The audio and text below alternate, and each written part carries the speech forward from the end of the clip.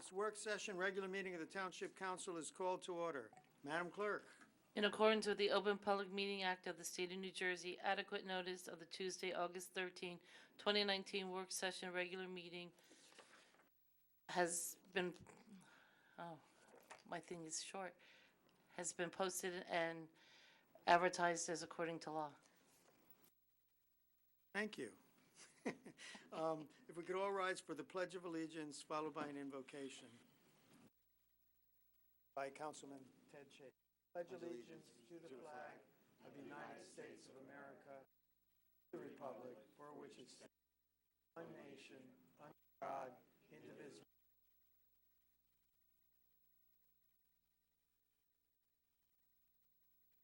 Please remain standing for the invocation and for a word afterwards.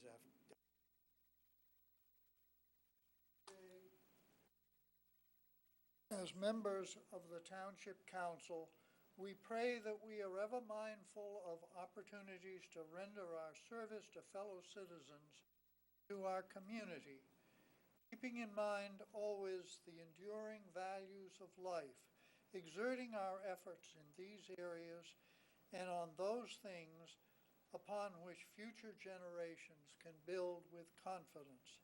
Let us continue to strive to make a better world. Amen. Okay, be seated, please. But I'd also like a moment of silence. I have in front of me 3 flags, one from the state of Ohio, one from the state of Texas, to stand in solidarity with the tragedies there in the last week. And then a flag for the United States because the tragedies have been throughout this country. I was very moved by those events, and I thought this would be a nice way to stand in solidarity. So just a moment of silence.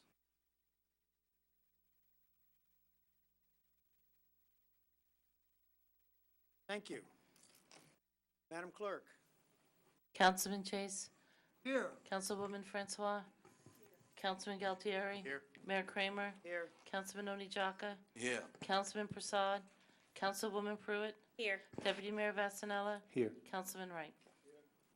We are on to commendations and proclamations. The Franklin Women's Club commendation, which I asked for, but I would like Councilwoman Pruitt to join me at the podium, and anyone from the Women's Club, please come on up.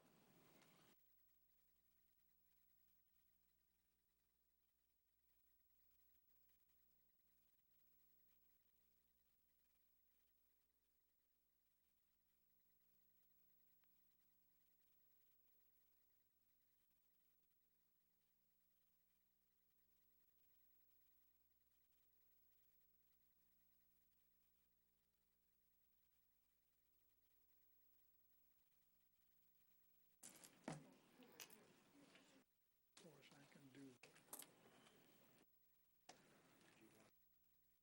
Completely forgot. Oh, I got this.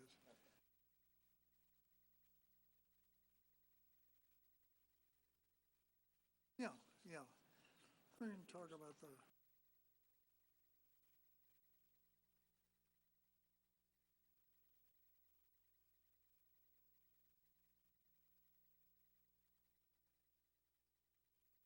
Hello.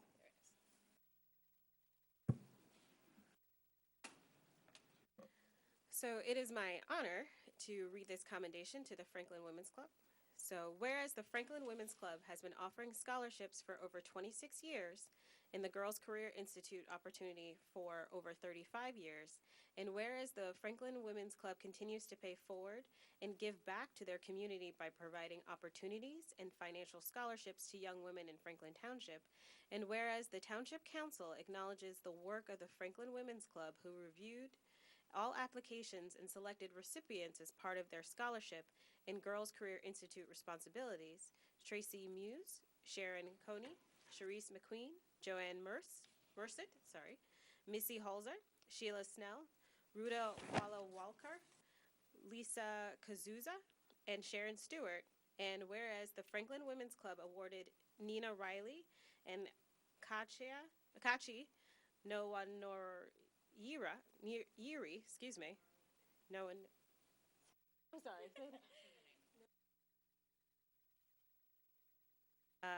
Noarari as the 2019 Girls Career Institute Junior High School winners who participated in a sample college life experience from June 3rd through 6th of 2019. And whereas the Franklin Women's Club awarded $9,000 in college scholarships to the following Franklin High School graduating seniors: Nia Abdullah, Kyla Arrington, Nadia Asma, Jada Bethia, Anna Marie Buchanan, I think that's actually spelled wrong. Nisha Makwada, Monet Murray, Madison Rowe, and Caitlin Tamari. This is the Now, therefore, I, Crystal Pruitt, Councilwoman at Large, and Philip Kramer, Mayor, on behalf of the Franklin Township Council and the entire Franklin community, do hereby extend commendations in the highest regard to the members of the Franklin Women's Club in honor of their selfless dedication and service to the residents of the Township of Franklin. And I personally apologize for anyone's name that I destroyed. So congratulations, please.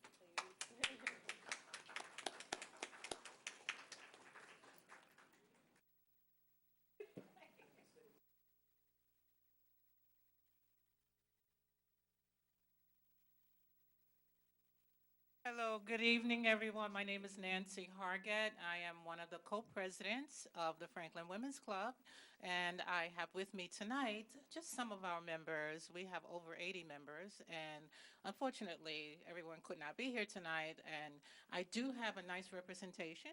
Some of these ladies right here are actually one person is on the Education Committee, and this is Sharon. Sharon, raise your hand.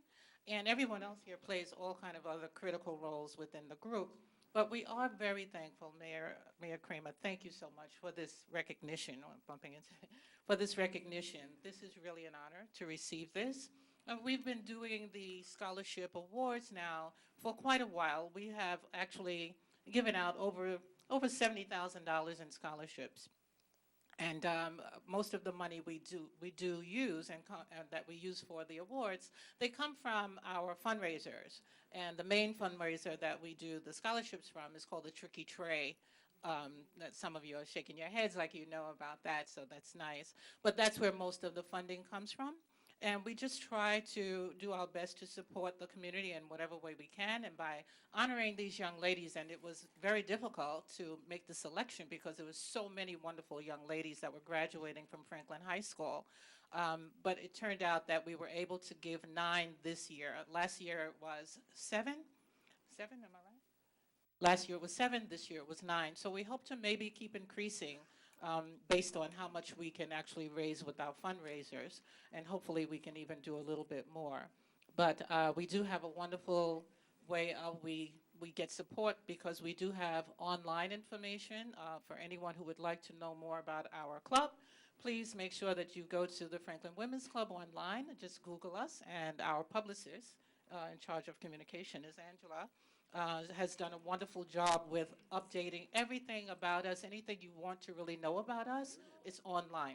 So please do that. We have a number of initiatives that we will be working on for this year.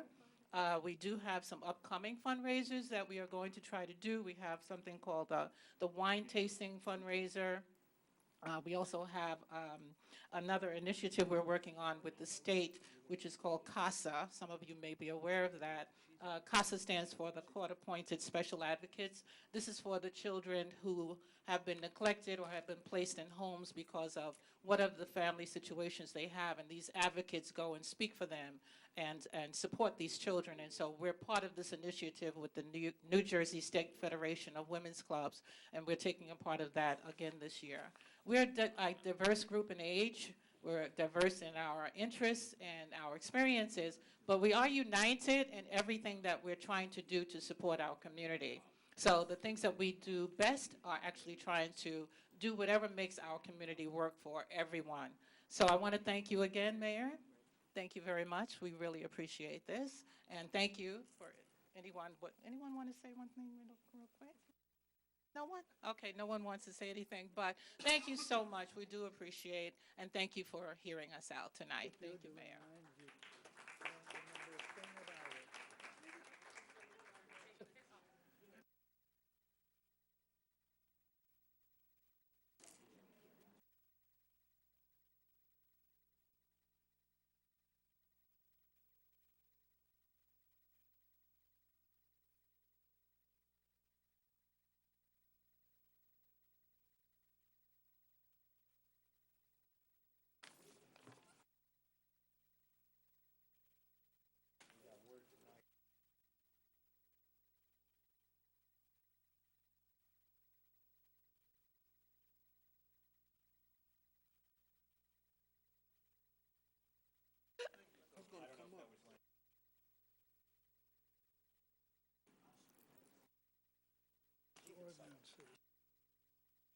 You don't want it?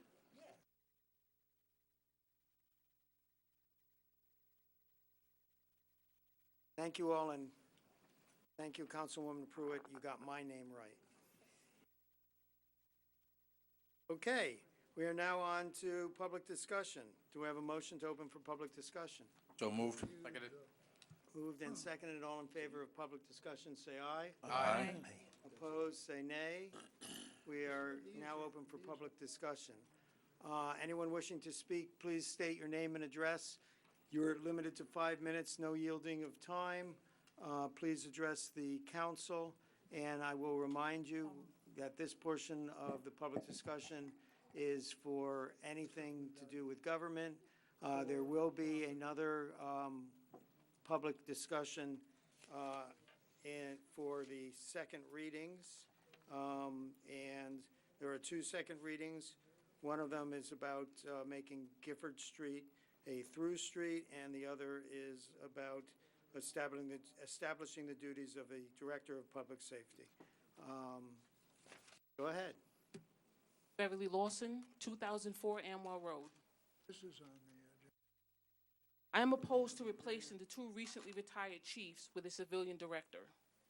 I find it hard to fathom that there is no current Franklin captain or lieutenant who is not better suited to lead the department than a civilian with no police authority. It is obvious that the council is more interested in the good of the party than what is best for the citizens or the morale of the police department.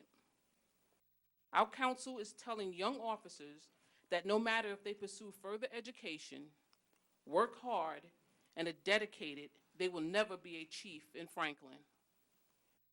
Recent events and comments I've read to me indicate that the council is trying to shift focus from their failures and demean both former and current Franklin officers. It was not until the police unions publicly opposed the idea of a director that they came under fire. I come to this opinion because of the way the council handled the Prasad debacle. It was painfully obvious that with the exception of Mr. Chase, the council's response was politically motivated. Backroom deals and public rubber stamping is the signature move of this council. I fear this issue is just business as usual. Franklin has experienced an increase in violence of late, and replacing officers with decades of experience who have the ability to assist investigations and respond to crime scenes with a civilian is short-sighted. With the addition of the new youth center and Rutgers student housing, the leadership, training, and experience of a chief would be invaluable. Many of our neighboring towns have the chief system that has served Franklin well and effectively for over 70 years. Now, I want to quote an article that I got for the Franklin Reporter and Advocate back in January 8th, 2018. And it goes, Grammer was one of 2 candidates eligible for the position. He was picked because of his experience in the township, said Township Manager Robert Vaughnlocker. The edge went to the deputy chief primarily because of his understanding of the entire operation.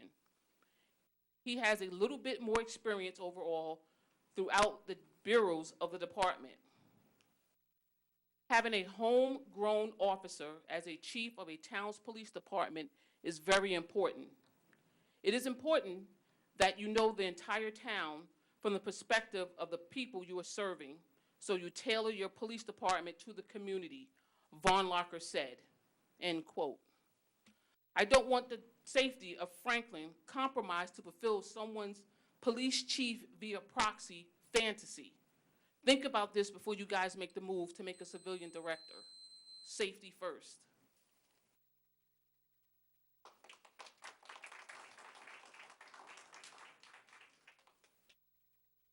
Hi. Good evening, Robert Peterson, 66 Wilson Road. I'm here to voice my opposition to this ordinance that you're proposing to replace the chief of police with a civilian administrator. I'm so frustrated with you guys. It's just the repeated disenfranchisement of the people of this town. Shame on the people of this town, first of all. There's 66,000 of us, 62,000 of us. How many of them come out here to these town council meetings? How many of them even know? How many even know what's happening in the police department? I'm sure you guys aren't making it public. Why would you? Right? What back deals are being done here? I gotta wonder. It's just amazing, you guys. It's just the disenfranchisement. Police chief, sworn officer of the law, established by a state statute, requires extensive police experience. We get a twofer in a police chief. We not only get a sworn officer, but we get a professional administrator. Relatively few political interference. He has a tenure position. He's not allowed to be necessarily appointed and then unappointed by a town council, unlike this administrator that you guys are proposing, who is a civilian. No authority of a law, of nothing like that. No police powers. Cannot arrest people, cannot do stops and searches, cannot wear a badge, cannot wear a uniform. Why? Why are we doing this? And why are you railroading it through? In 2 meetings, 3 meetings? Second reading, it's a done deal tonight if you guys vote on it. Disenfranchisement of the people of this town. It's frustrating. The police chiefs, I want to read you guys something, assuming my time doesn't run out here. This is from the New Jersey State Association of the Chiefs of Police. Now, they recognize that within New Jersey, we can have police chiefs, or you can have these safety administrators. They recognize this. But their position is this. They are in favor of police chiefs, clearly, but here's why. The New Jersey State Association of the Chiefs of Police has the position, it's founded in the principal belief that the state statutes intends to remove political influence from law enforcement. Why would we want a politically appointed civilian administrator answerable to our town manager as opposed to a professional police person who has risen through the ranks, has the respect of the people that he manages, as opposed to being driven by the whims of a political town council? Frustrating as can be, you guys. Frustrating. Why are you doing this? Who's benefiting from this? Why? Why is it being railroaded through in 2 meetings? Why are we not talking more about this? You've got the Franklin Reporter and Advocate, not in favor of this. A former mayor and freeholder, Brian Levine, not in favor of this. You've got, again, where is the Somerset County prosecutor's position on this? Are they still in charge of our police department, by the way? What's their position on this? It's aggravating. It's aggravating, and shame again on you guys for not leading, for not standing up for the beliefs of this town and a police chief that's worked for us for so long. Why? Why is this being done?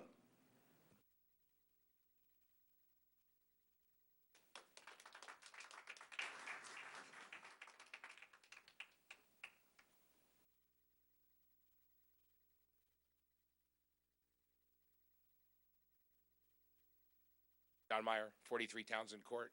I guess I just have one. Everybody has said what they have, the opinion about what's going on with the public safety director. I guess my question is, how long does this structure stay in place? How long is this person appointed for, or how long will this position be? How long will this town be without a chief of police?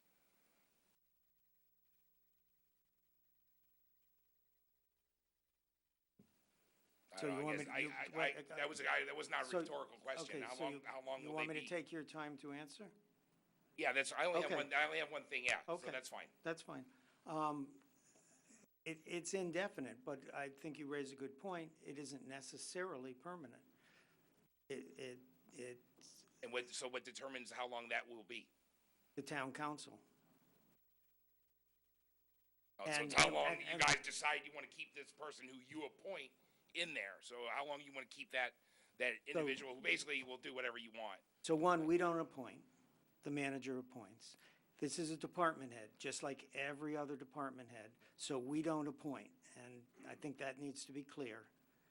And then, for the amount of time that it best serves Franklin would be my personal answer. I can't answer for the other 8 people, but my personal answer is, I would want that person there for the time that it best serves Franklin. That does not mean we will never, ever, ever go back to a chief, and that happens. Towns will go from a chief to a public safety director and then back to a chief. So the assumption that this is permanent is inaccurate. I shouldn't say it's inaccurate, is It's a not the rush to case. judgment. Okay. I guess the other question would be then, what determines how long that what is needed to be remedied that we're appointing this individual that we need to fix before we can move on or do something else? Now, you said one question, but All right. you know what? I'm going to address more of that later In the second session? in the second session, yeah. Okay, all right, that's Okay. fine. All Thank right. you very much for your Thank time. you. Anyone else wishing to speak?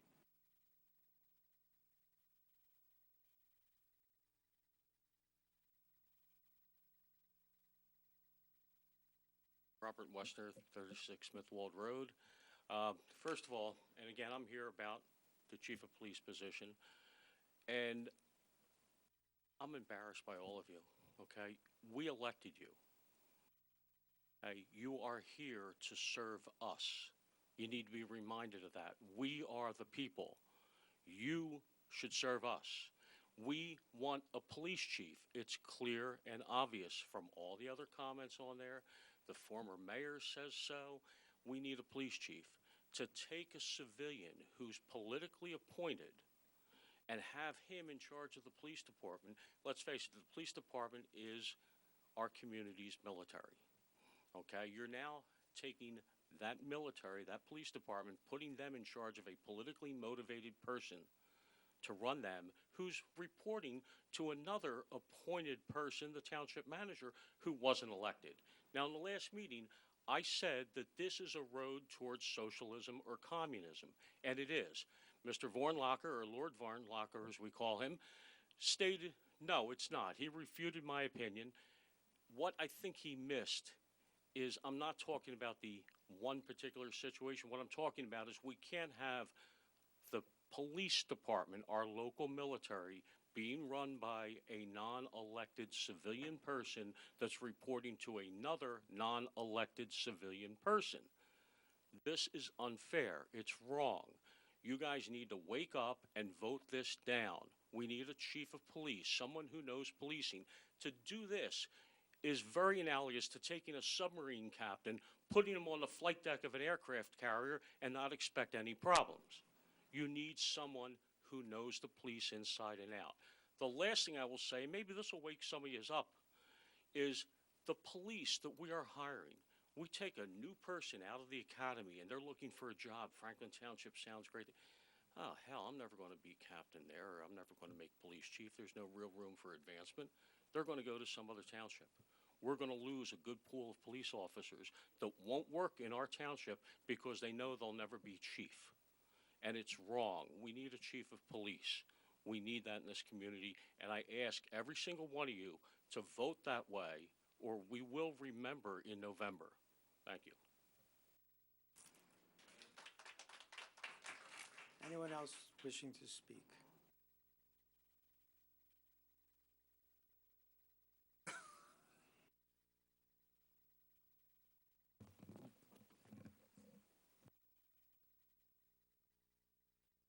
Skip Schaefer, Two-Layer Terrace. Good evening, Mr. Anyajaka. How are you today? Good. Question for you, sir. Do you consider yourself a leader or a follower? You ran for office. You obviously have a desire to serve. You want to represent your adopted town and your fellow countrymen. I'm assuming because you were able to run for office and hold that office that you're a naturalized citizen of the United States. Being an immigrant yourself, sir, what did you think last month when President Trump told the 4 congresswomen to go back to the broken, infested countries they came from? It's pretty bad, right? And pretty stupid, since 3 of them were born in the United States, and the 4th is a naturalized citizen like you are. What Trump said wasn't right. It was just one of many times he has shown his low moral and ethical character. Wouldn't you agree? Trump is a repeat offender of this. Did anyone in the country object to Trump's comments? Yeah, lots of people, millions. Democratic politicians had a field day denouncing his comments, with more and more of them asking for impeachment proceedings to begin. How about the Republican side? What have we heard from them? The sound of crickets, mostly. Republican leaders are too afraid to criticize Trump. They are betraying and sacrificing their personal principles, their integrity, their morals, their ethics, their honor, and the public trust that has been bestowed upon them with their election to office. They are no more than silent hypocrites who continue to enable Trump with their silence. They are complicit followers. How are you, sir, any different from these Republicans, these silent Republicans?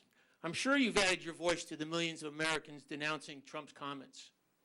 When you are one of millions, who hears you? What effect do your words have? You have a similar situation right in front of you. A colleague who has bullied and disparaged people in town, called them names like skinheads and neo-Nazis, told the Martin Luther King family that Republicans in town don't want statues of brown people in town, has lied to the people of Franklin Township multiple times, et cetera, et cetera. I don't have time to list all his transgressions over the last 5 years. And what has been your response, sir? Dead silence. If you can't stand up for yourself, for your township, for your fellow countrymen, why should we think you are any different than the silent Republicans? You are just as big a hypocrite. Here you are one voice in 9. Your words have more impact. Ask Mr. Prasad to resign. Will he? Of course not. I'm sure your colleagues and the township lawyer have told you that speaking up won't change a thing.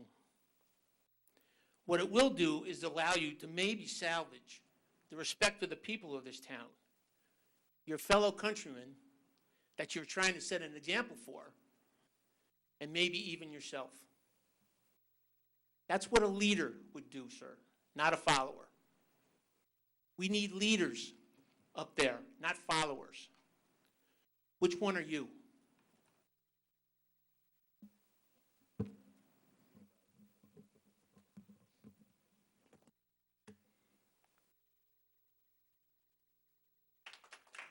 Anyone else wishing to speak?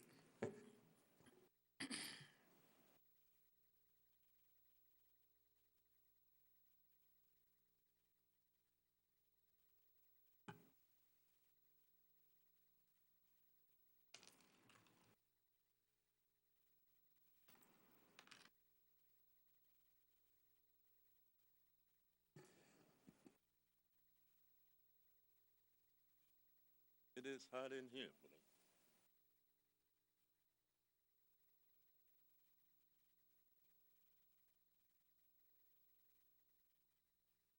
Hot in here, buddy. Johnny's Chip 25 Parkside. I don't even know where to start. Well, I'll get my little thing done first. First of all, I could thank Bob, you guys, for fixing Somerset Street. I remember I came up at one time, and I was shocked when I went up. I was shocked. Absolutely. Thank you. Thank you so much. And a number of people come to me and ask about Somerset Street. Okay. Now, the pool's being closed, unfortunately, and it was a disaster, pretty much.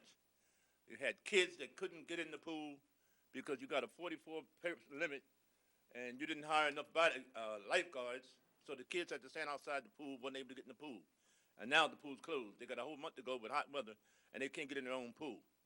That's number one. Number two, at one time you guys was nice enough to put the kids in the camp, and you took away the $300 fee, and all the kids was able to get to the camp and have a good time. You put the money in the budget.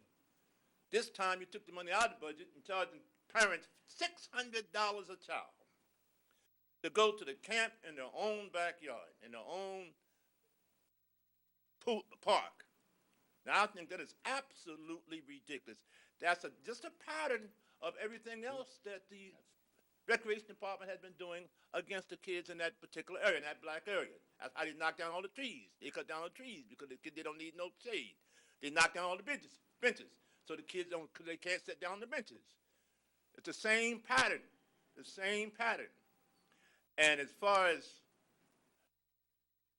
the gentleman just got through talking about, in terms of followers, I've been telling you guys time and time again about being a follower.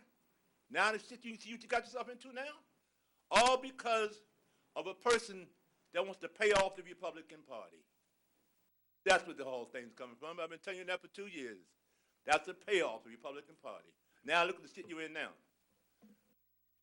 And as far as Rajiv Prasad is concerned, when anybody got into any type of a problem, who they called? They called Rajiv.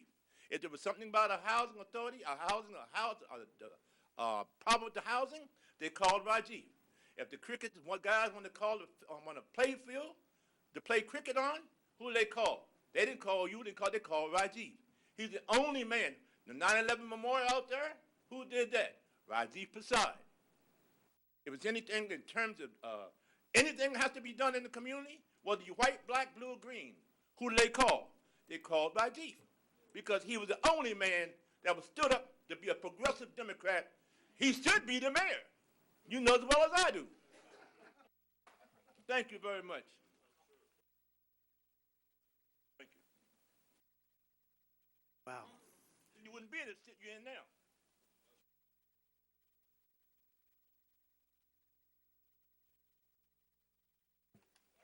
Okay, all right, that's enough. Mr. Tibbs, you had your time, that's enough. Mr. Tibbs, you had your time.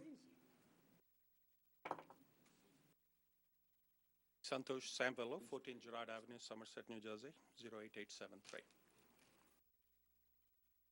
Our council needs trust and accountability back. And to appoint a public safety director when our council doesn't have the confidence of the people of Franklin. I understand you're all 9-0. There's no checks and balances here. Last month, the public debate was opened up after it was closed for somebody. Special treatment. You probably don't remember. I'm not sure why this council is in a hurry to do this before Chief Forder can come back with this report. It begs the question. It took so long to even censor Rajiv Prasad, but it took 2 months to just get this on the agenda, as soon as Somerset County took charge of Franklin Police Department. I'm not sure who's in charge of this investigation. Who's doing the audit on this? I just saw the reports which came out until 2016. I know there was a lawyer statement put out, and after that, it was Mr. Township Manager corrected it. Not all times are overtime. Some are legit and genuine. We are looking into it. Our police department is one of the finest in this country.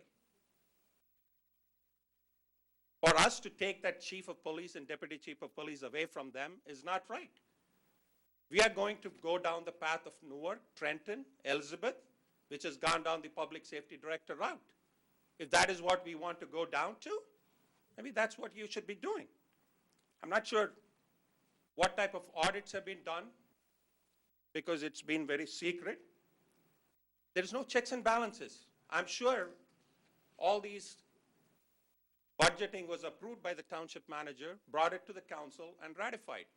Why didn't we find this out before? Who was in charge of those things? Are there any interviews being done already? That's what I heard. Position has not been out, but interviews have been going on. Excuse me, what evidence do you have of that? Please present it. We'll- I'd love to hear it. If you have an email or anything, Again, please we provide will that. request whatever the emails are. Okay. I'm not sure why only up till 2016 the audit has been going on. How long is this investigation going to go back to? He was a police officer here. He should have known how the police department worked here. Maybe the lack of management background, not having a degree, which the council just let it go for the township manager ordinance. I went back to the ordinance. However you slice it, this is a patronage position. As a council, I hope, like Mr. Schiff said, you show some leadership here and say, okay, we'll take our time. There's no hurry to get this done. If we want to go down that route, we can go. New Jersey State Chiefs of Police have given their report. I read it into the record last time. They are willing to come help us out, pro bono. I'm not sure why it is in a hurry to get this done. I'm really puzzled after it took you guys so long to censure Mr. Rajiv Prasad. Thank you.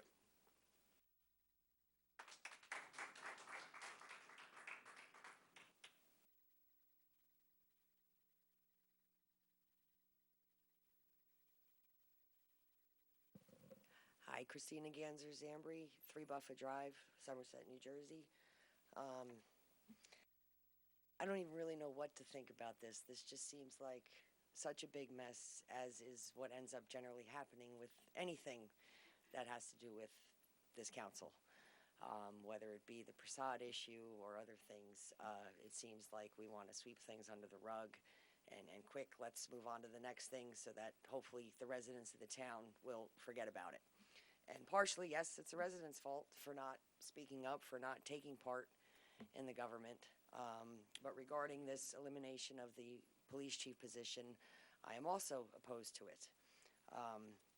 I will just read a few quotes that come from the police chiefs and civilian police directors position paper from May 1st of 2007. So it is obviously here they discern the difference between a police chief and any kind of a public service director. So one of their positions is, moreover, the chief of police, as a sworn member of the state's criminal justice system, is a key component of the law enforcement chain of command. He or she is responsible to the county prosecutor and the state attorney general. State law makes plain that the prosecutor is the chief law enforcement officer in the county, over all law enforcement officers in the county, including police chiefs. Basically, by taking away the position of police chief and deputy police chief, we're also eliminating additional oversight on the department. As it's my understanding, and I could be wrong, I don't see where this new position would report up the chain. And again, I could be wrong. In addition, a municipal department should be headed by a person with the title Chief of Police. This position is founded upon the belief that the state statute intends to remove political influence over law enforcement. You guys are doing exactly the opposite. In a time when the council has already lost the trust and the respect of many of the residents, you're now going to make yet another political appointee and give them power. You're also going to be giving additional power to our township manager. The person holding the civilian title position has little independence to run day-to-day operations of a police department under the law. Generally speaking, directors and public safety directors are appointed to serve at the will of the appointing authority, thereby making them sensitive to the needs, wants, and desires of the political entity that appointed them. Does this sound like what we need to head up our police department? We want them being puppets to the town council and the township manager. And we've had all of these issues. They're coming to light now. This was all under your watch, whether it be the township manager, the mayor, the town council. You guys all had a say in who was the police chief at the time. Person is appointed by the council? No. Appointed by the mayor? By the No. manager. Appointed by the township manager, like Who's all appointed by- other, Who's by appointed all by the other mayor? No, employees in the who is appointed by the entire council. town. Exactly. So again, you've got the same ring of political people appointing everyone. Through several layers of oversight. I guess my question would be, if you didn't have that, who would This is hire people? my time, Okay, correct? yes. I don't understand. I All thought I'm you- I saying is it's thought like you were you're putting the asking wolf questions. in charge of the hen house yet again. You've got the same group of people sitting in front of you who were in charge during all of this. So I don't see how putting another political appointee in charge of a vital and important part of the township is going to change anything when none of this has changed.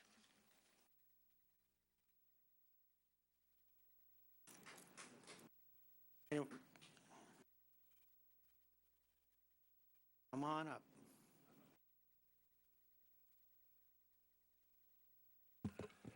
Bill Connell, 25 Spring Street. Good evening, everybody.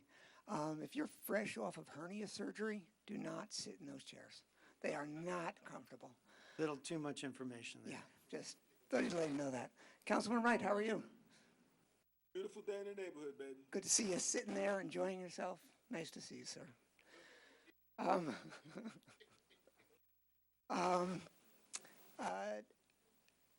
I have expressed my opinion about what I think I'd like my township to be, okay, and that is a police chief and all that. The first thing, all the comments that were made tonight, you brought this on yourself over something stupid, and I think I've said this publicly as well. The way you conducted yourself during the statues, if you had been more demonstrative and shut that down sooner, it would have given you a lot more credibility in a much more important situation. So as much as I don't always agree with everything said in this room, you kind of have to own it. But the one question I have is everybody's saying you're making the wrong decision and that you're not working in the best interest of the town. I have yet to see any evidence that you're not, okay? And I guess that goes to the timing where you're making the vote tonight without everybody chiming in and having all the evidence in front of you. And I guess you have to answer that. But the bottom line is people are accusing you of something or making assumptions, and I just haven't seen anything one way or the other. I know how I feel about it. I just have not seen anything that says that you're not working in the best interest of the town. And I wish you didn't have to make this decision tonight. I wish that information would be out front and we'd understand your decision better. But that's how I feel. Thank you.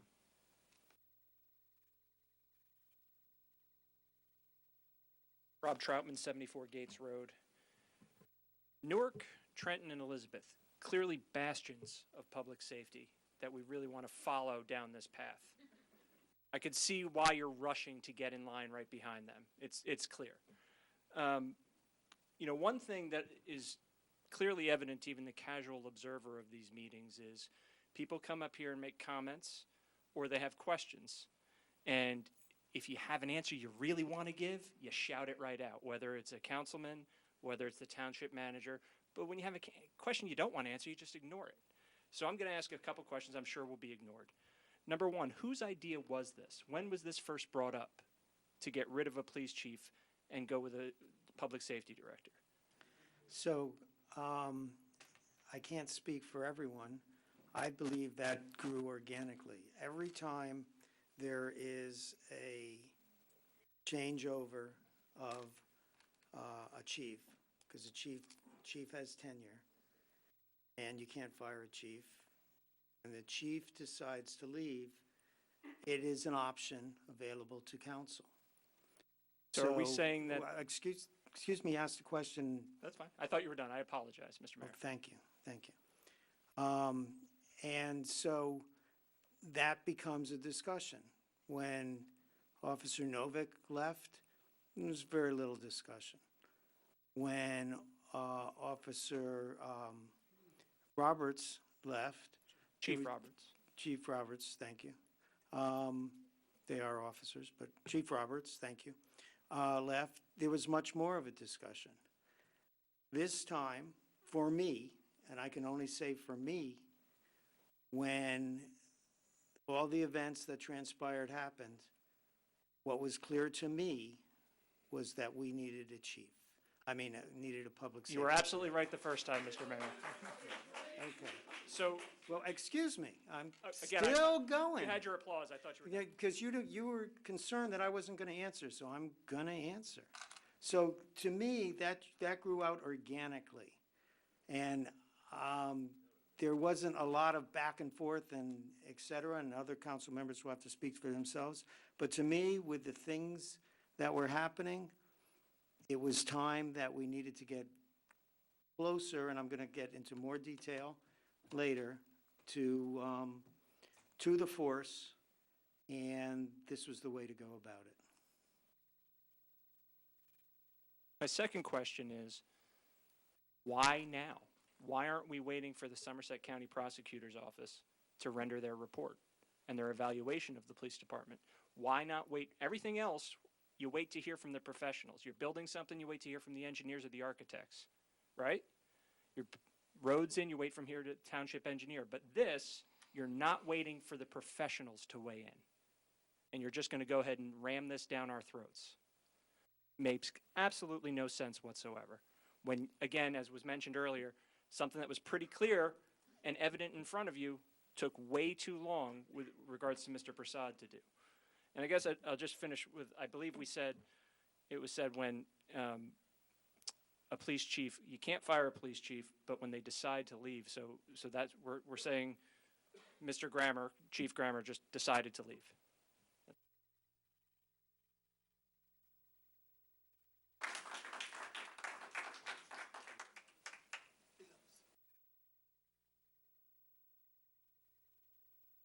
I got a leap.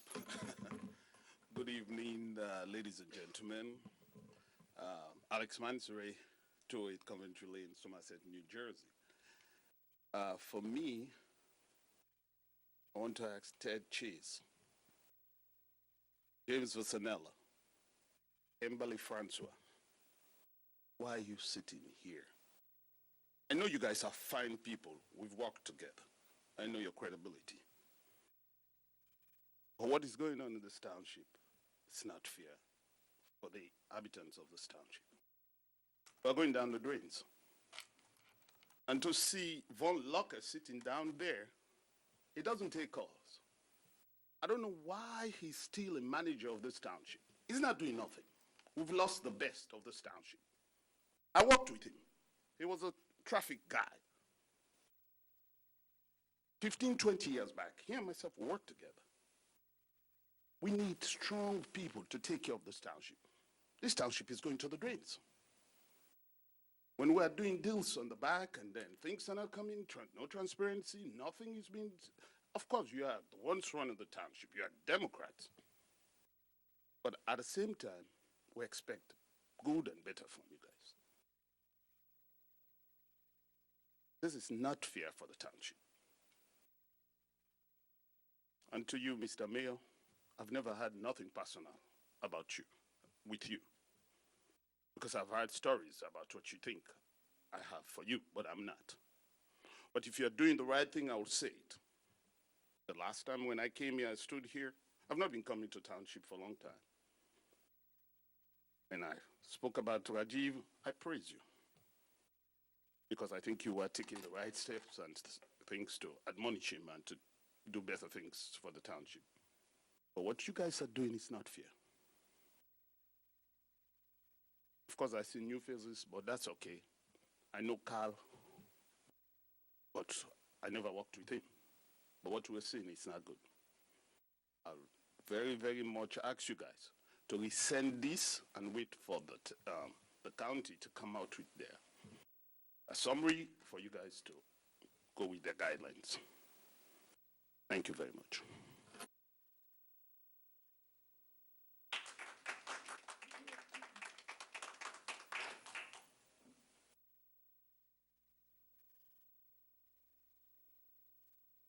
Tom Lawson, 2004 Amwell Road.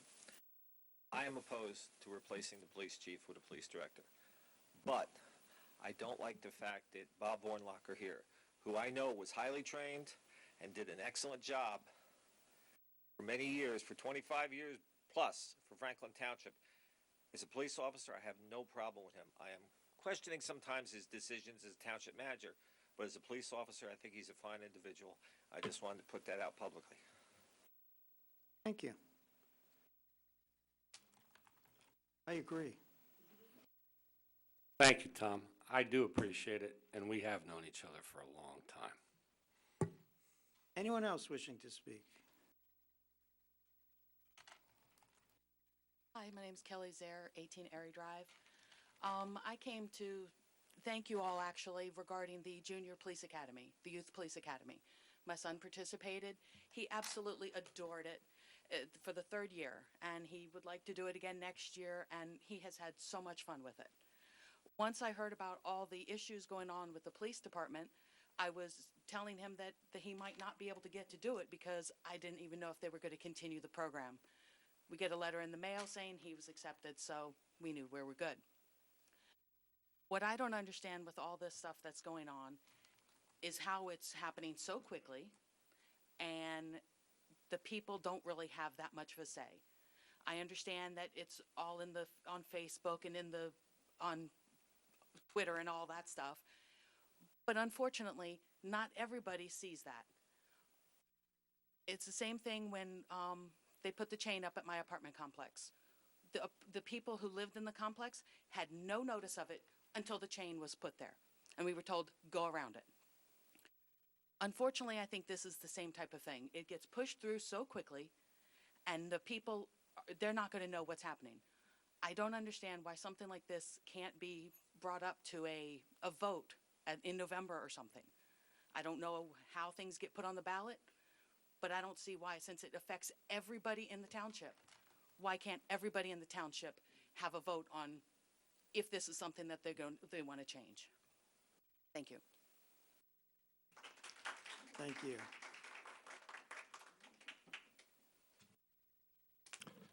Alhaji Fafana, 17 Lake Avenue.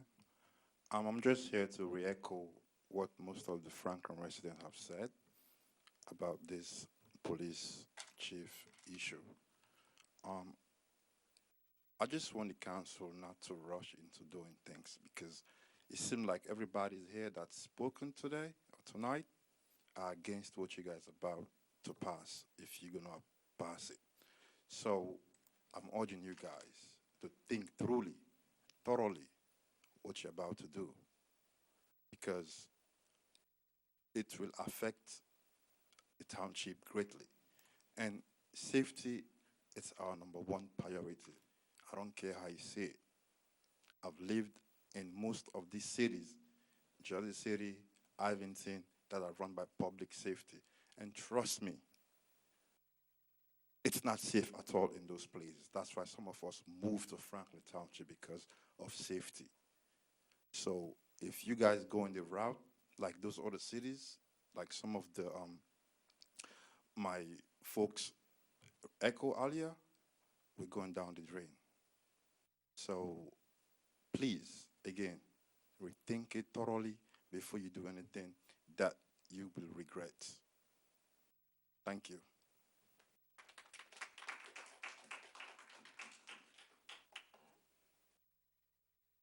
Anyone else wishing to speak?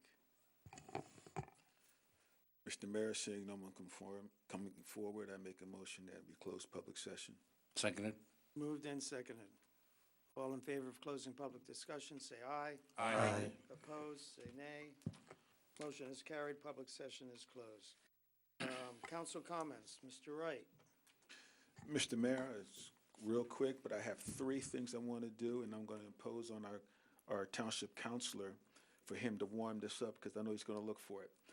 He wrote a memo to Malik Lines of Tappan, Franklin, Is that possible? Yeah, yeah, yeah.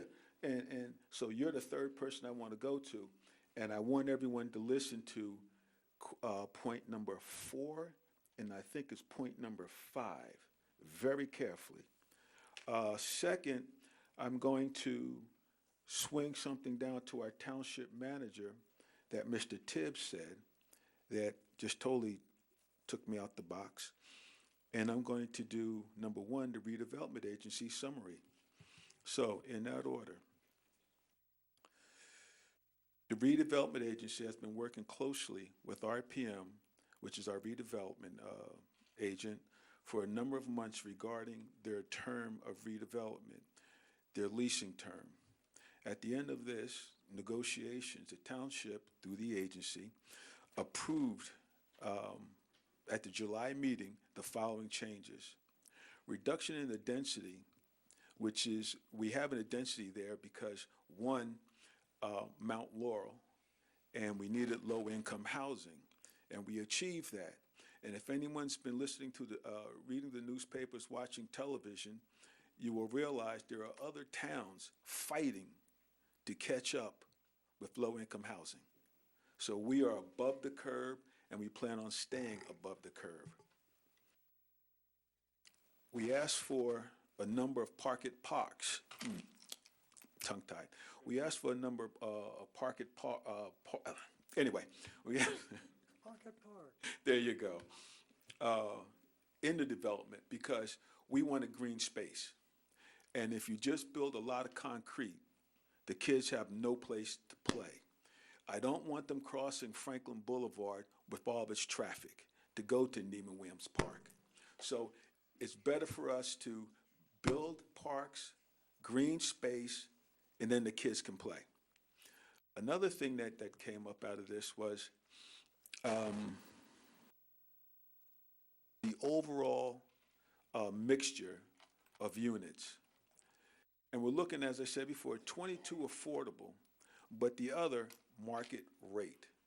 What that means is this is not all going to be affordable, below market rate, you know, all that kind of stuff that people assume happens when you build up an area and you put apartment complexes there. We're going to have market rate apartments there. So that changes the complexion of what you're doing. We're also going to have units for sale. So there'll be townhouses built that will be for sale. So if you want to get into the neighborhood, there are townhouses that will be built for you to buy. So when you look at what we're doing over in the redevelopment agency, there are a lot of things that are working. We asked for ground floor units for retail. So far, on 27, they've been full. We've had one vacancy, and that's a large area where we did have a supermarket. But we're looking to backfill that area and get something going. But our retail is going pretty good on Franklin Boulevard and 27. And because of this, we extended their agreement with RPM for another 5 years max. Okay, if you can't get it all done then we're going for another developer in that particular area. Now, with that, I'm going to go down to our grand counselor here for him to do that email, if possible. Councilman, I'm not sure what, and I know what my email response was, and I also answered some questions. I'm not really. Yeah, the questions. Well, so I think that the question you and I talked about today was only the answer to the question that I gave, which was that the civilian public safety director is in charge of the administrative parts of the department. Right. And the law enforcement parts of the department will still report to who charges, and this it'll undoubtedly be a captain because while not reducing the number of command staff, actually makes 3 captains as opposed to 1 captain, a deputy chief. Still have those same number of. But in essence, by the way, the chain of command remains the same from the officer in charge to the prosecutor to the attorney general. So it doesn't alter any of that. It takes the administrative responsibilities of the department and puts them under the So basically what you're saying is, the only thing that changes is the guy at the top reports to us. Correct. But the day-to-day operations, Day-to-day operations of the department will be under the public safety director, but the law enforcement functions will not change. okay. Right? So So that's the answer to the question. I just want to make that clear, because as I called you today, I said, you explained it just right. Now, going down to our township manager, Brother Tibbs, you're wrong. And it burned me so bad that if our mayor swung it down the other end, I was going to ask him to swing it down to me.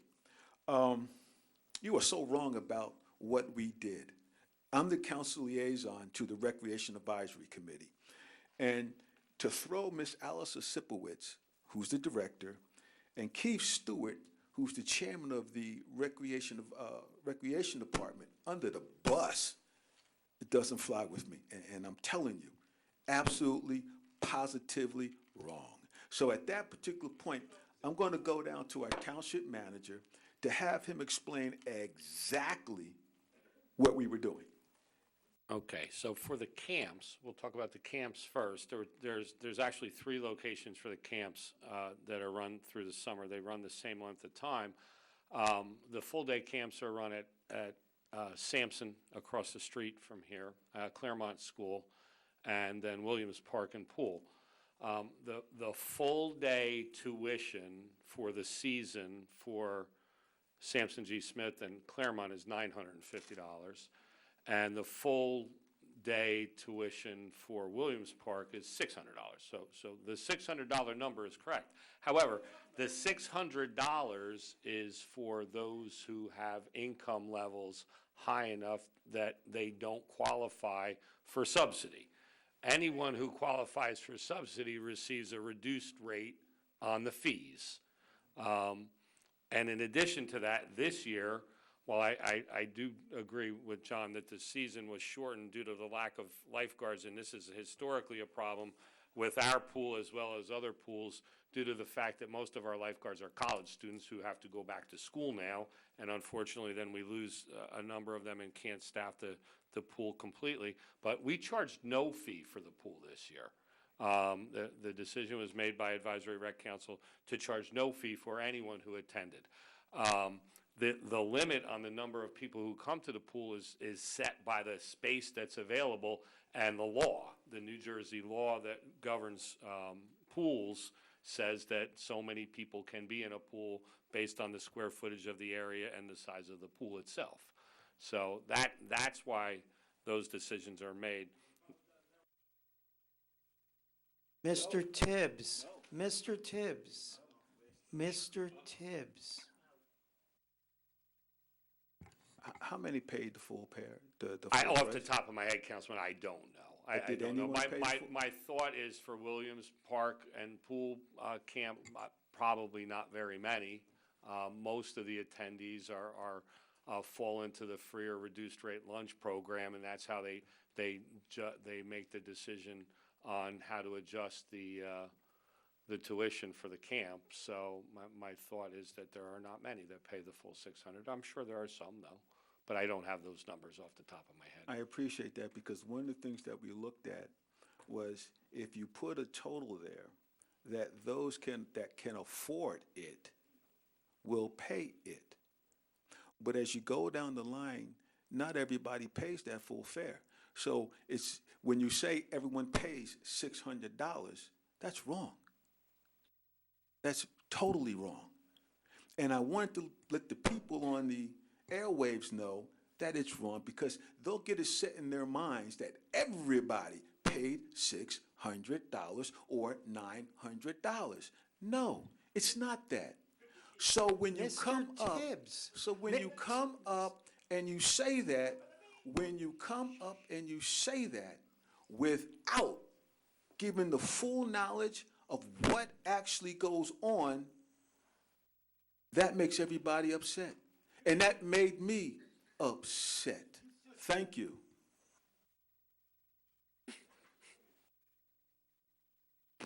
Mr. Tibbs, I don't know what you don't understand about that you need to be quiet during these meetings. You get a time to speak, and that's the time you get to speak.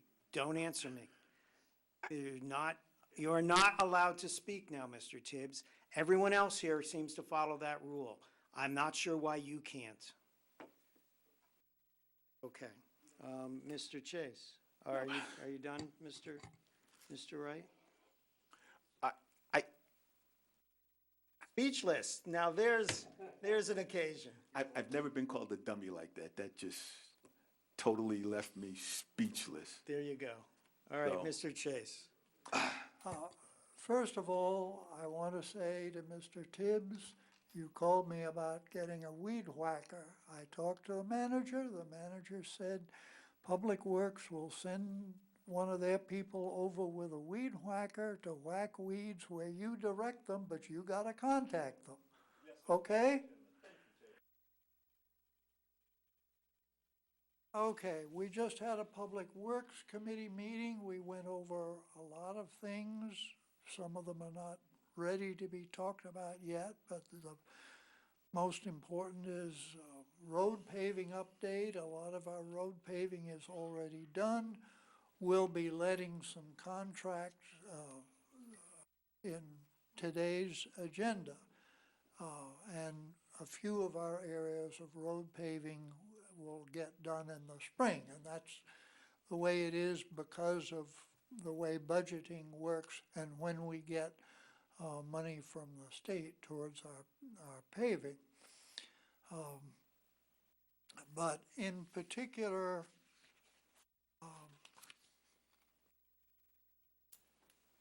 the area we refer to as the Rolling Hills Drive because every group of streets has to be given some name, but actually a lot of them are in the Sunset Hill part of Greekstown. Forest Avenue, Linden Avenue, Bergen Avenue. Milling and paving will begin on or about August 13th, which is today. And then we have 3 more that will be awarded today. Little Rocky Hill Water Main update. Basically, our project is done except for some things in the pumping station where unfortunately they sent the wrong equipment and we had to reorder and wait another 4 weeks before we get the right pumping equipment. But our project has passed its bacterial tests and its pressure tests. Unfortunately, the contractor who is hired by the state to replace the 10-mile run culvert, which is just south of 518, and who has to put in a new line under the stream there, which is, of course, right at the beginning of our Little Rocky Hill water main, doesn't seem to be able to do a decent job. Finally, after a month, they passed the bacterial test, and they installed the pipe without telling us that they weren't supposed to install until it had passed the test. And now they're going to have to dig it up again because today they ran the pressure test and it lost 1/3 of the pressure in half an hour, I think it was. So I see Assemblyman Danielson here. I hope you will put some pressure on the Department of Transportation from the top down to get these contractors to shape up and fly right. This is the same contractor that took 2.5 years to do the other part of the project at the Carter Brook culvert. It's absolutely ridiculous. I guess it's what you get when you have to award the contract to the low bidder. You're likely to get the least competent contractor. And I apologize to all of the people down Route 27 who were issued a boil water advisory because this contractor can't pass the tests on that linkage. But our project is just about done except for what needs to be done in the pumping station there. The 9th Street water main loop, that is very nearly done. I think it's passed most of its tests. There's still a little bit more to be done, I think, between Johnny Bush and Culver. And a lot of people there who, having had the inconvenience of the main being run in front of their houses, are getting the opportunity to tie right into that main, and most of them have taken that opportunity to go on township water. We're planning to hook the other end of the Little Rocky Hill water main into New Jersey American Water down close to Kingston, down at the next intersection. Jones Drive. Jones Drive. Is where our end is now. Yeah. And then it goes down to the Raymond Road area. Yeah. Princeton, the apartments, Shaw Yeah. Drive. Yeah. So we'll be able to put water through that line from both ends, which is something you always want to be able to do. And in the present situation, we could serve the people along there even while the contractor was making a mess of things at the 10-mile run culvert. And it will also enable us to buy more water from New Jersey American, because we pay a flat fee and we're not even using all of the water we're paying for. And this will actually spare the ratepayers, because there'll be more we'll be using more of the water that we're paying for. So it's of the nature of the contract. The other things that were there are talking about developing some ordinances that you'll hear about further in the future. And I know that the mayor is going to make a comprehensive statement about why we're preparing to vote for a public safety director instead of a police chief at this time. And I emphasize, as he emphasized, that this is not for all time. We would hope in the near future to go back to having a police chief, but for the moment, I think we need a public safety director. And to the gentleman that couldn't see our military style, and thank heavens they're not really military, the police force reporting to a civilian, I'd remind him that all of the armed forces of the United States appoint to an unelected Secretary of Defense, a civilian.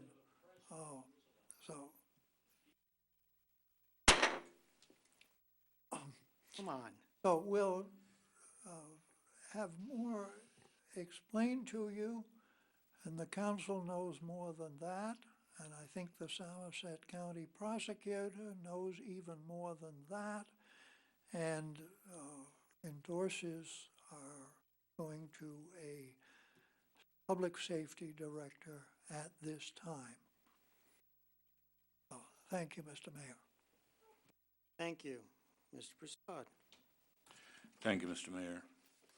The Human Relations Commission met and we had a presentation by the clerk about the 2020 census and the complete count program and how the HRC can help in that whole process in troubleshooting wherever they may have areas of trouble.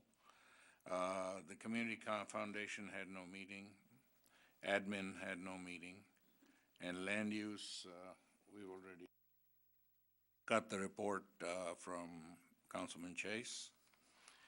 And a few of the other events. Firstly, the 9/11 commemoration of 9/11 will be held on the 10th of September at 6 p.m. before the council meeting. So this is the next council meeting and it'll be at 6 p.m., so please, everybody come out for it. We lost 6 people from Franklin that didn't come home, and so we'd love to have you there to share, and the families will be there, so. And then this Thursday, we're having the groundbreaking of our Youth Community Center, and I'm sure congratulations go to Councilwoman Francois for a long labor of love for getting it done. And it's a long time since we lost 2 young people, and we swore then that we would have a youth community center. And finally, it's that vision and possibility is happening, and even 1 child is too much to lose. So we are finally going to make it happen, and it's a commitment we've made to our youth.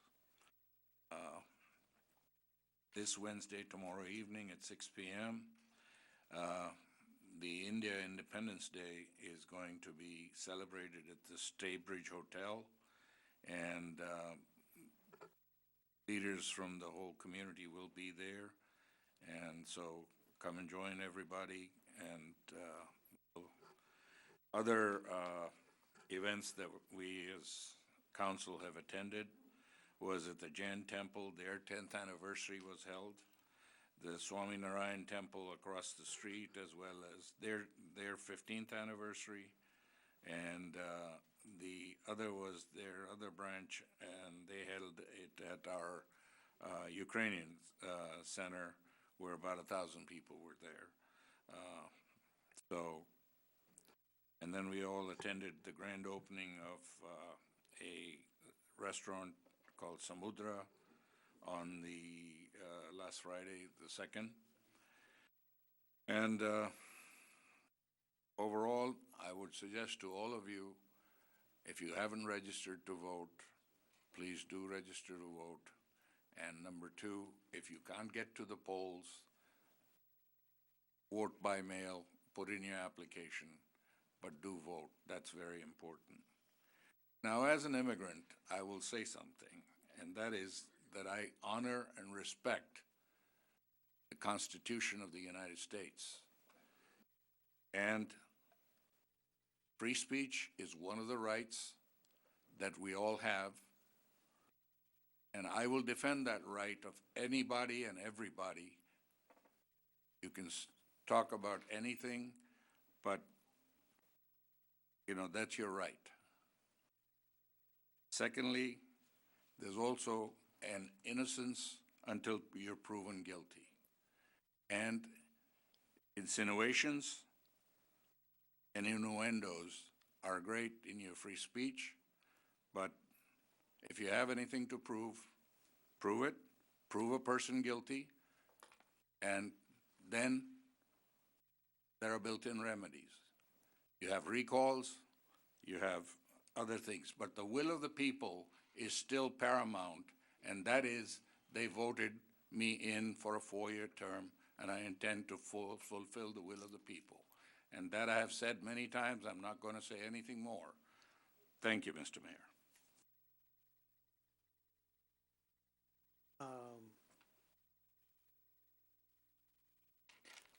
So from the comments today, it appears that you guys think that we have rushed to judgment with this decision we're about to make. But I want to assure you that there has been much deliberation, much due diligence, much conversation, and we considered all options to make the decision that we're making. It may not appear that it's the right decision, but we take public safety our top priority, and that's what we're here for. I also want to say that, I've heard the comments about leadership. And I've told people that I know as a leader that leadership is always about making tough decisions. And people don't always know why you make the decisions. But we're making these decisions based on the facts and the options that we've considered, and we believe it's the right thing to do for Franklin Township. I also want to say that everybody up here gives of their time and their talent, and I know that we have all been elected, but we are here to serve you, and we take your concerns very, very, very seriously. So I know that there's been some lack of trust because of other things that have gone on and because of the pace that we made or didn't make certain decisions that we probably should have made or didn't make or whatever, depending on who you're talking to. But I know for myself that I make decisions based on the fact that I have to go to sleep at night. I have to look myself in the mirror. I have a very strong conscience, and I report into God. And so I really believe that whenever I do things or make decisions, I'm doing it for the best for all of the people of Franklin Township. There's never been a political consideration for me. So I just wanted to say that. And also, the number one point that I believe our township attorney made just before is that the transfer of control, the day-to-day control to a police director, is just that. We're giving that to somebody who will not have tenure, and we will have much more oversight and much more accountability from that individual. I don't believe this is a permanent situation going on here, but it's the best decision and the best option we can make at this time. And then the other thing I wanted to say to the young man and his mother about the police academy, it does my heart good to see you here and hear that you've been in there for 3 years. Way back when we started the Franklin Youth Initiative in 2007, we fought for like 3 years to get that program to come into fruition. And it's been around for a while. And no matter what's going on in the police department, we will have that program. The Franklin Youth Initiative will continue to have the police academy. It's touched so many lives, and I'm really, really glad to see you here and see that you've benefited from it. And my final comment is that I would have been at that graduation. I usually go every year. This year I was meeting with the construction company and the township engineers and the township, what's Vincent's title? He's the Construction official. Construction official for the township. And we met with the president of the construction company, the project manager, their on-site supervisor, their site coordinators, their accounting department. We had a really, really nice meeting, and that meeting was going on during the graduation, so I had to choose between one or the other. But we also, as it was said before, that we will have our groundbreaking ceremony this Thursday at 10:30 over at 429 Lewis Street. Everybody's welcome to come. It's a construction site, 429 Lewis Street. Believe me, I know the address.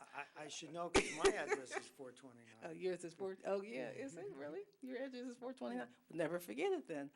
So we're gonna have our shovels and our hard hats, and the construction company will be out there, and you'll get a chance to be a part of the beginning of the construction. So that groundbreaking ceremony will be this Thursday, not tomorrow, the day after tomorrow, at 10:30 a.m. at 429 Lewis Street. And also, I just wanted to say that we have also finished the clearing off of the parking lot across the street, and we actually were able to do some of the work under the bid. So we've actually saved some money with that, with our Public Works Department.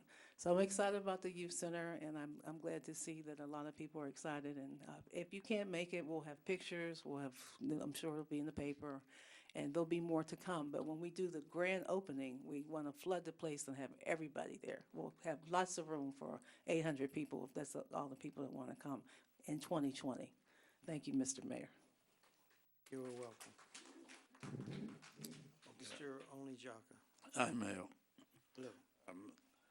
Over the weekend, last Sunday, I have the privilege to attend the Eid Barak Feast of the Muslim community in Franklin.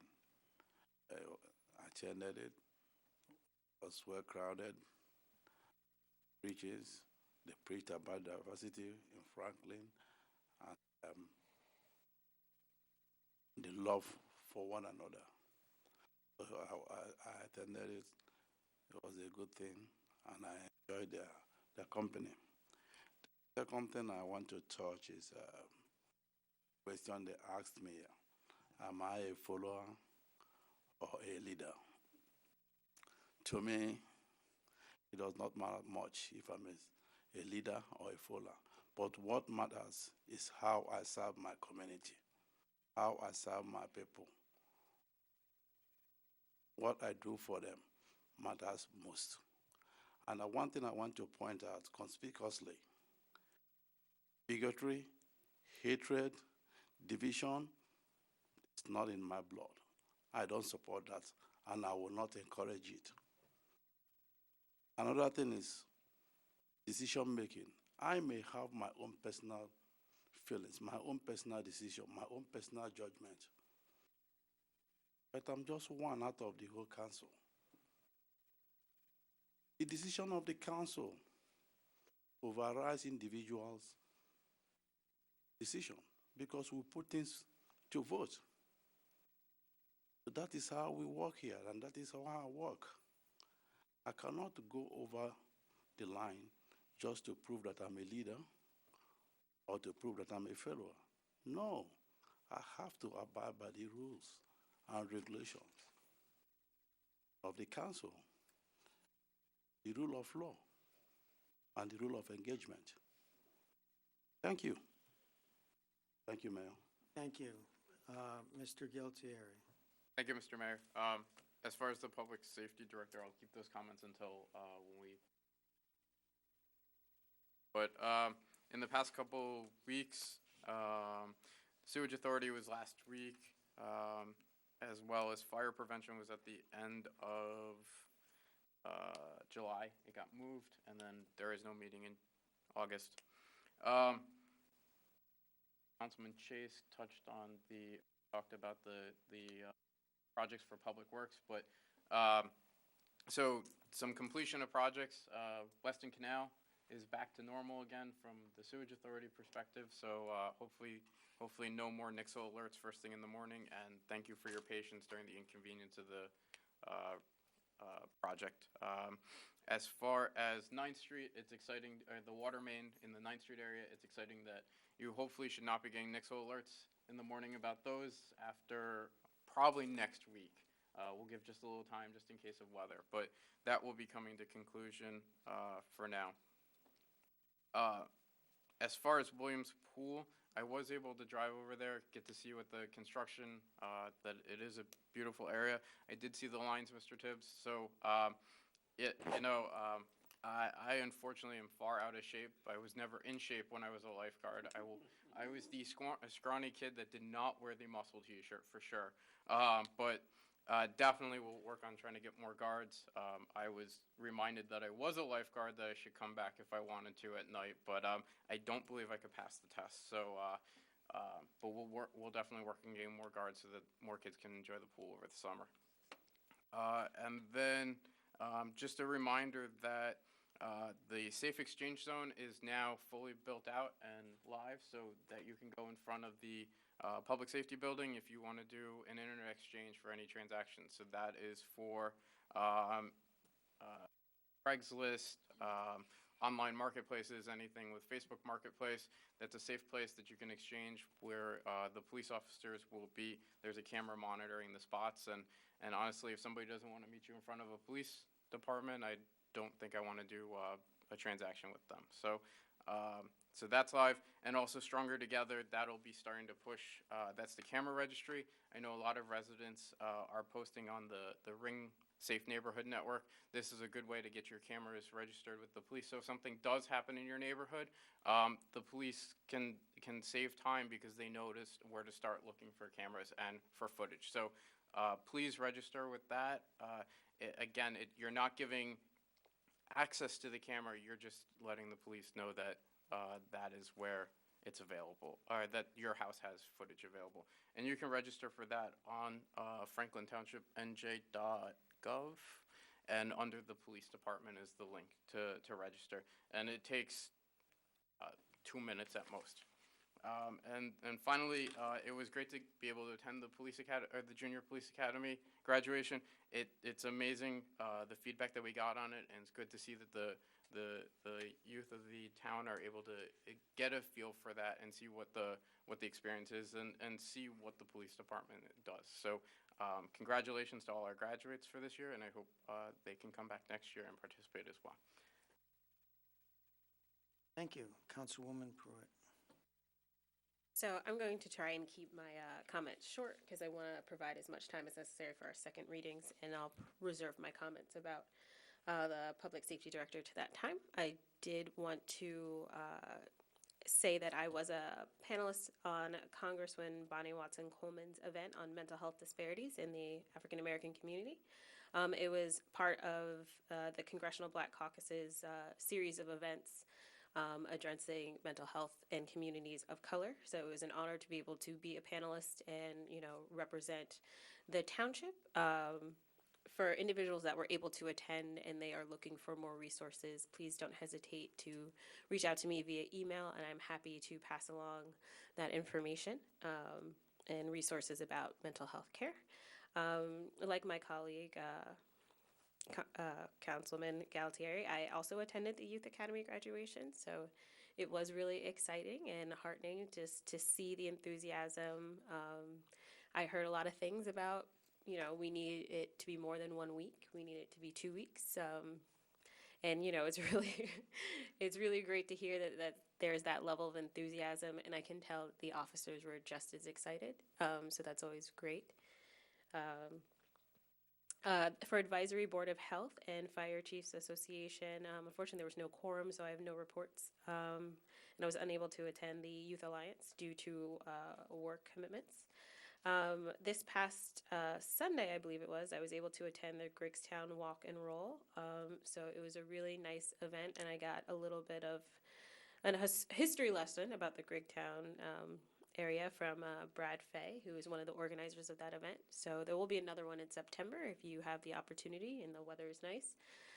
You should definitely come out. Apparently there was a lemonade stand that was very popular.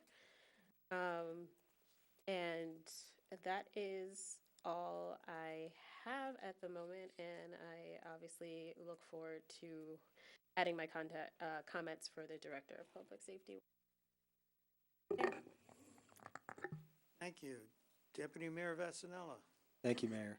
So we will be able to add a few roads to our 2019 road repaving budget by way of one road needing to have to wait until next year because of more extensive work that needs to be done. So we will actually be able to do a little more road repaving than we had expected.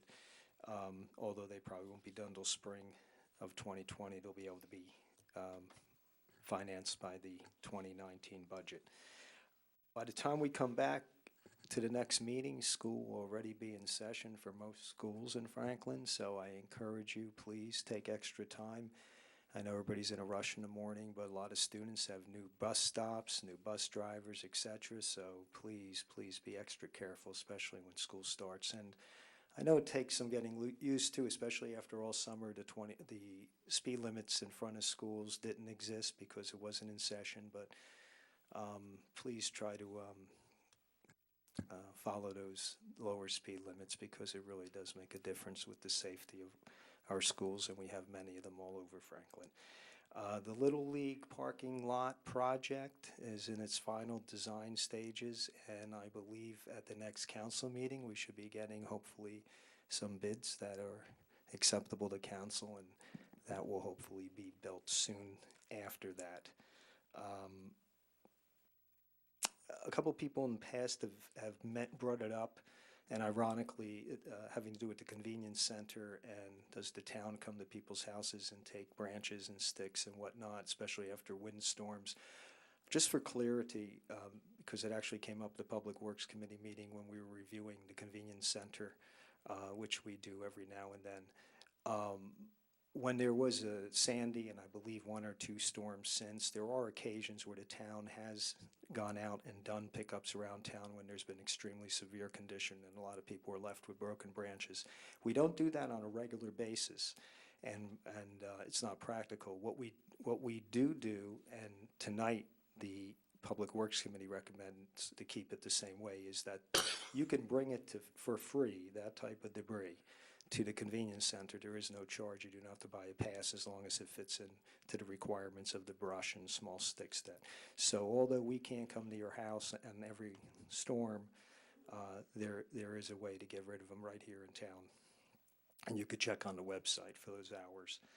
I mentioned that because I've had some questions recently and thought it should be clarified. As far as anything with the Public Safety Director, I believe Councilwoman Francois had some very wise words, probably said quite a bit that I agree with relevant to this issue. And any other comments, I guess, will come about when we review it on the second reading on the ordinance. And I believe that's it, Mayor. Thank you. Thank you, Deputy Mayor. So for my part, first I'd like to acknowledge Assemblyman Danielson's backpack drive to try to get backpacks for kids for school. That's going on now, and anything you can do to contribute to that would be great.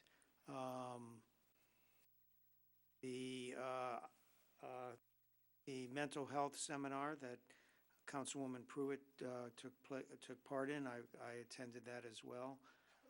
I greeted people to Franklin, and I learned about new talents that she had. So I was very impressed with what she had to say there. I, too, was at the Youth Academy graduation. I remember you and your son there. He did great. I'm glad he wants to continue to go. It's a great way to have our youth introduced to our police force. It has many benefits. It absolutely will continue regardless of the form of police force that we have. I made a point there, and this was after the first reading of the ordinance, and my comments about Public Safety Director will be held until the second reading. But it was after the first reading, I made a point of greeting every officer that were there, and I was warmly greeted by them, and they thanked me for their support.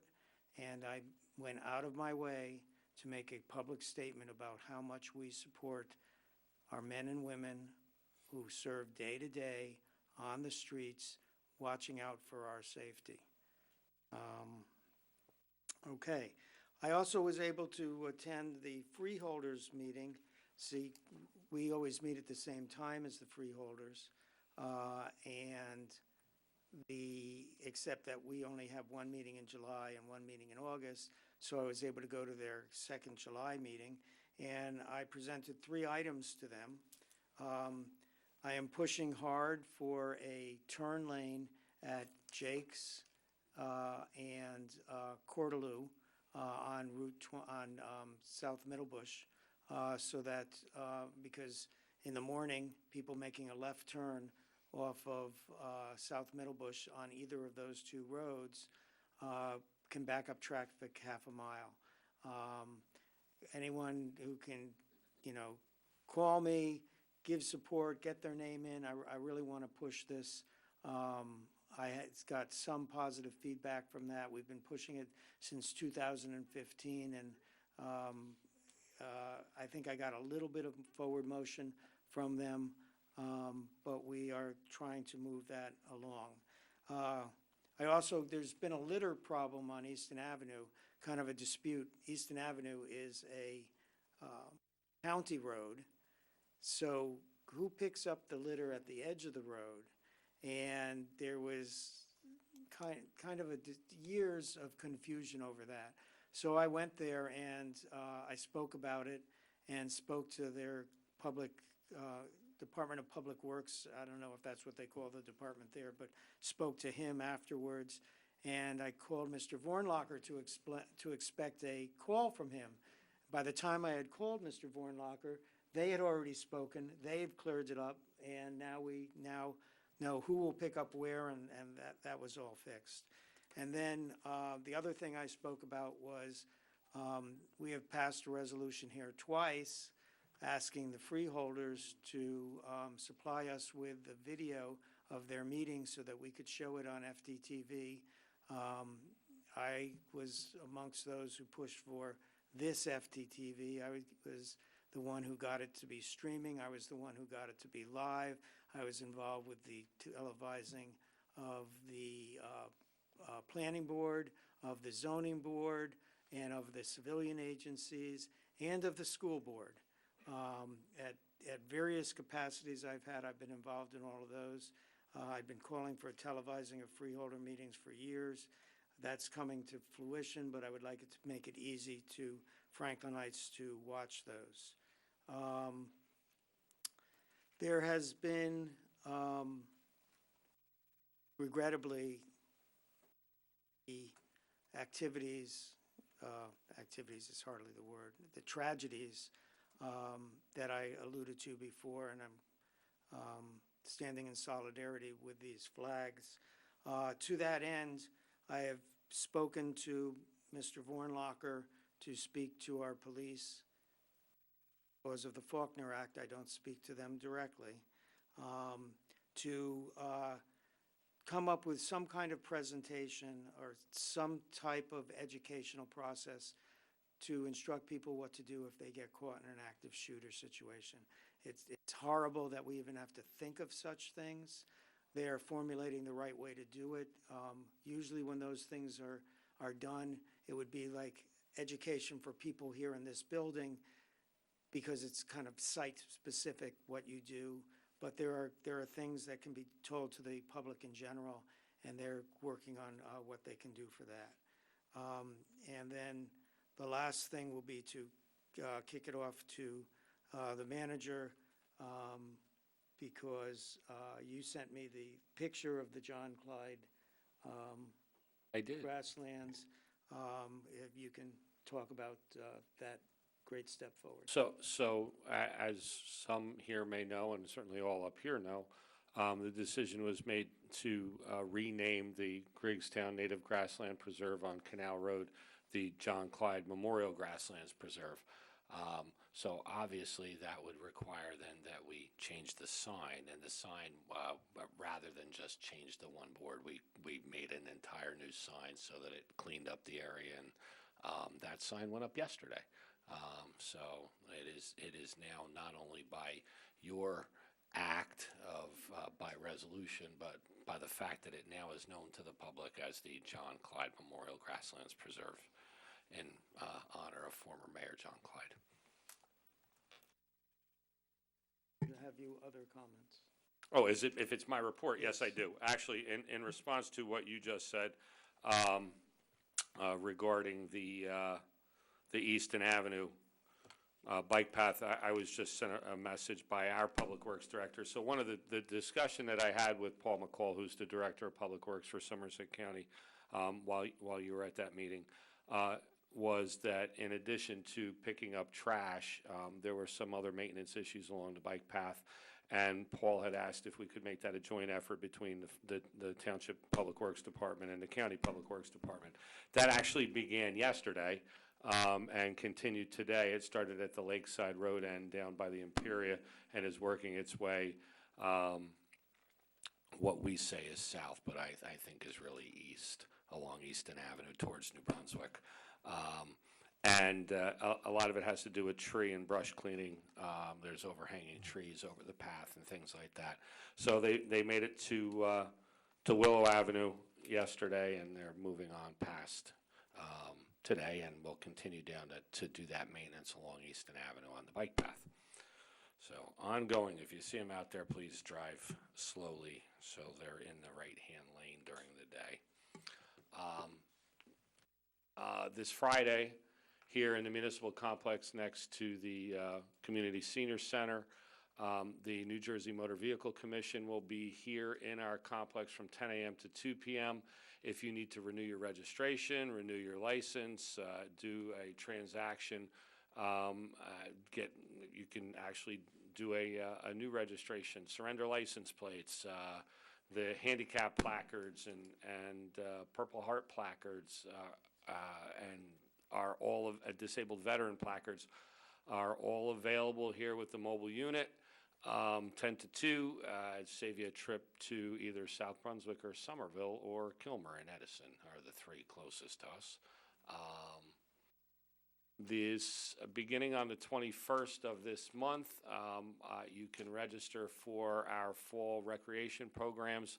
You can do that in person at the Senior Community Center or online. Take a look at the website. It'll list all of the programs being run for the fall. both children's programs and adult programs. So take a look if you're interested in participating in some of our recreation programs. Bless you. This Saturday is Give Back Day at the Farmers Market here at the corner of Amwell and DeMott Lane. We ask that you bring canned goods that will then be donated to the Franklin Township Food Bank. Also, you'll get an opportunity to get fresh produce and other items that are offered and grown or produced locally here in the state of New Jersey and some in the Township of Franklin. This on Saturday, August 24th at Naaman Williams Park from 2 p.m. to 7 p.m. will be the Week of the People Back to School event. You can come and have some fun there. Hopefully the weather will be great. There'll be live music, games, children's activities, food, retail vendors, pony rides for the kids and prizes. And there will also be, for those kids, obviously it's a back to school event, there'll be a handout of backpacks for them to go back to school. And I believe that's all I have, Mr. Mayor. Thank you. Thank you, Mr. Manager. We are on to approval of the minutes. I present the following minutes for approval by the Township Council. Township Council Executive Session of April 9th, 2019, and July 9th, 2019, and then the work session regular meetings of June 25th, 2019 at 7 p.m. and July 9th, 2019 at 7 p.m. Do I have a motion on the minutes? So moved. Any discussion, any corrections? Madam Clerk? Councilman Chase? Yes. Councilwoman Francois?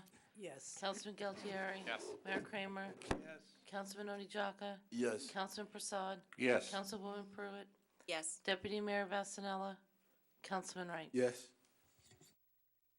We have no council discussion items, approval of the minutes. Warrants in the amount of $36,729,705, I'm sorry, $36,729,705.48 on August 13th, 2019 are presented to the Township Council for payment. Do I have a motion on the warrants? Motion for payment. Second. Moved and seconded. Any discussion? Anyone want to pull an item? Question the manager? No.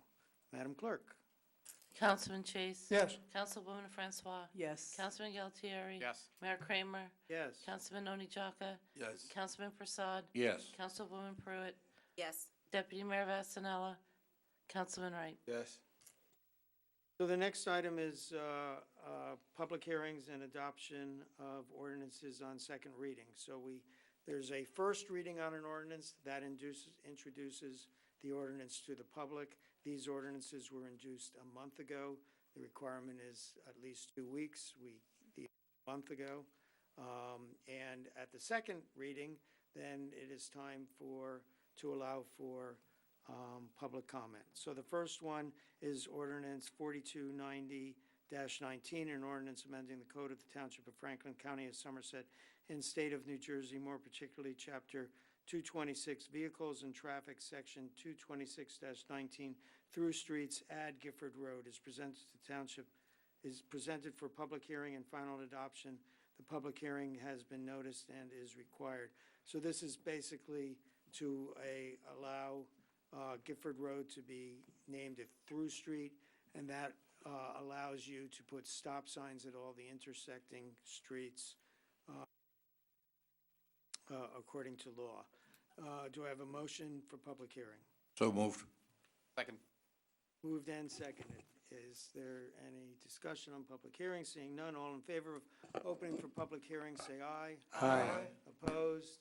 Motion is carried. We are now open for public hearing on this item only. Mayor, seeing no one coming forward, I motion to close the public portion of the hearing on this ordinance. Seconded. Moved and seconded. All desiring to close public session, say aye. Aye. Opposed, say nay. Motion is carried. Public session is closed. We have a motion on the item. So moved. Seconded. Moved and seconded. Any discussion on the item? Madam Clerk? Councilman Chase? Yes. Councilwoman Francois? Yes. Councilman Galtieri? Yes. Mayor Kramer? Yes. Councilman Oni Chaka? Yes. Councilman Prasad? Yes. Councilwoman Pruitt? Yes. Deputy Mayor Vasanella? Yes. Councilman Wright? Yes. Okay, item 4291-19, amending Section 5-38, Establishment of Department and Chapter 50, Police Department of the Code of the Township of Franklin, Somerset County, and providing and establishing the duties of Director of Public Safety is presented for public hearing and final adoption. The public hearing has been noticed as required. I don't think I need to explain what this one is about. Do I have a motion to open to the public? So move. Seconded. Moved and seconded. All in favor, say aye. Aye. Opposed? Motion is carried. We're open to the public. Same rules as last time.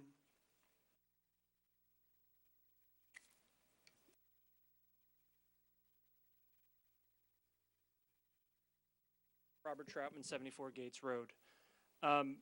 Normally, I do not agree with Councilman Prasad on basically anything he says. But earlier tonight, he said, the will of the people. You've heard the will of the people on this issue. Not one person has spoken in favor of this. Do not vote for this. Do not vote for it.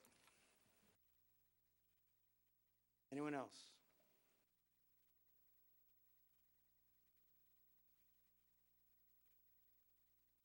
Nick Smith-Wald, and I couldn't agree more. Not one person, this is all public hearing, so anyone in the township can come and speak their mind. And how you people can sit up there and say, we're doing the township's work. The township has spoken tonight. We are unanimously against losing the police chief. You are elected officials. It's your sworn duty to vote according to our will. Our will has been spoken here tonight. We want to keep the police chief. You need to vote that way. Every single one of you. And we will remember those that don't. This is the duty of an elected official, to represent the people. We the people have spoken. We the people say we want to keep the police chief. Vote according to your constituents.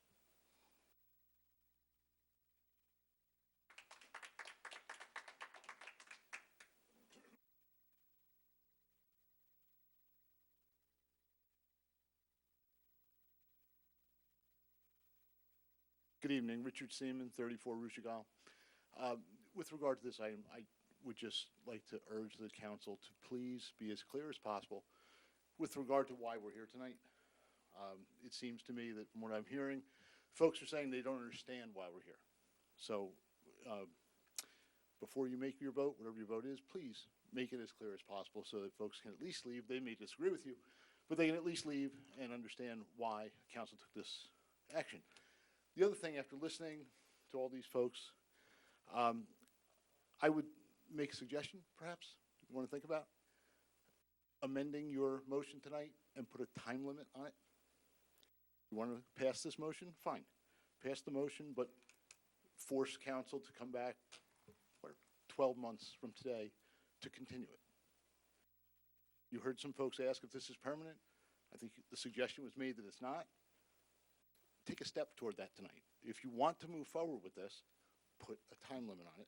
Force council, whether it's you folks or whether it's 3 different folks, whoever it is next year, to come back and revisit this in a specific time frame. If you do that, I think perhaps folks here would have a better feeling about your action moving forward, number one.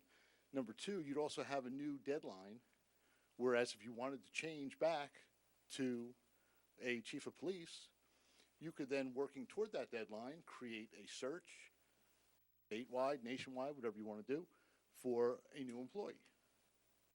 I think perhaps that might be an option that maybe folks in the township could support. So I offer my thoughts. Thank you. Anyone else wishing to speak?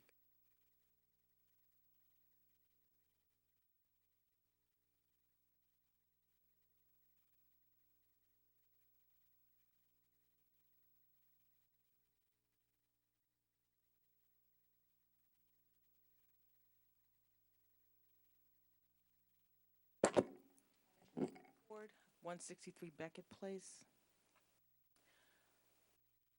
Now, I read the articles, and it seems to me that a lot of things have gone on with the police department. I think it's the right move. I think that someone has to step in, take leadership, and get things under order. And it seems to me that that's the position that the council is trying to take right now. I understand what everyone's saying, that they don't want, they think that this is more of a political move. But if you don't get control of the situation, you're not leading. So I respect what the council is trying to do.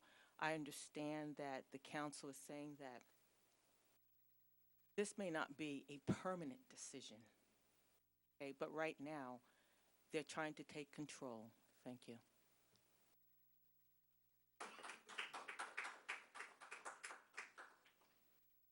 Do I have to say my name again? Yes. Robert Peterson, 66 Wilson Road. So, once again, I don't understand it. I'm not in favor of it. I don't understand the rush. I'm at a loss for words. I just don't get it. I get that it might be temporary, but why? Why even do it then? What you guys are going to do is you're going to do. It sounds like you've already made up your minds.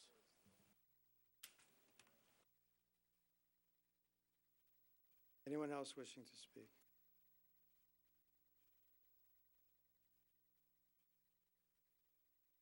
Santosh Kevalu, 14 Girard Avenue, Somerset, New Jersey, 08873.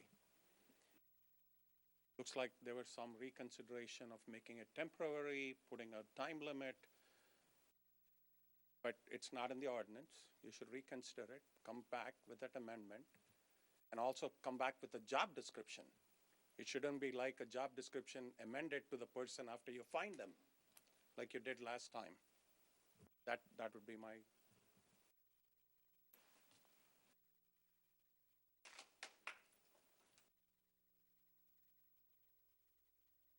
Anyone else wishing to speak? Mayor's seeing no one else coming forward. Motion to close the public portion of the hearing on this ordinance. Seconded. Moved and seconded. All in favor of closing public portion, say aye. Aye. Opposed? Motion is carried. Public session is closed. Do I have a motion on the item? So moved. Seconded. Moved and seconded. So discussion. I do have a statement, and I'll read this statement in a moment. Mr. Beeman, I have great respect for you, and we've had discussions about Board of Ed and Town Council. I think if you set a deadline to it, then you are going to severely limit the applicants that you could get and the quality of the applicants you can get. And I guess that's the main practical comment. A lot of allegations without proof. But so I'll go to my statement. The turnover of leadership in the police force in the last 3 years has left us understaffed in command positions. The first step to fill that void was to invite the county prosecutor to assist us by administrating the Franklin Township Police Department. To that end, the prosecutor assigned County Chief of Detectives Fodor. While Chief Fodor is doing his job, the next step, from the council point of view, is to return to a township-based police administration. I have great respect for Chief Fodor and his team, and I'm thankful they accepted our invitation for assistance. But I hope they take this in the right way, and the way it's intended. I want them to be able to leave as soon as possible. That is in Franklin's best interest. I believe the quickest, responsible way to do that is to prepare to hire a public safety director. The mayor and council are often in the position of not being able to speak our minds because, for instance, there's a personnel issue or there's an ongoing investigation. Sometimes we're not even at liberty to say we are not allowed to speak. Painfully, good leadership requires us to remain silent at times, while less responsible people use the situation for political advantage, regardless of the negative effect it may have on the town. My only goal has been and always will be what is best for this town. And I will not let political or personal gains rule my decisions. I call on others to do the same.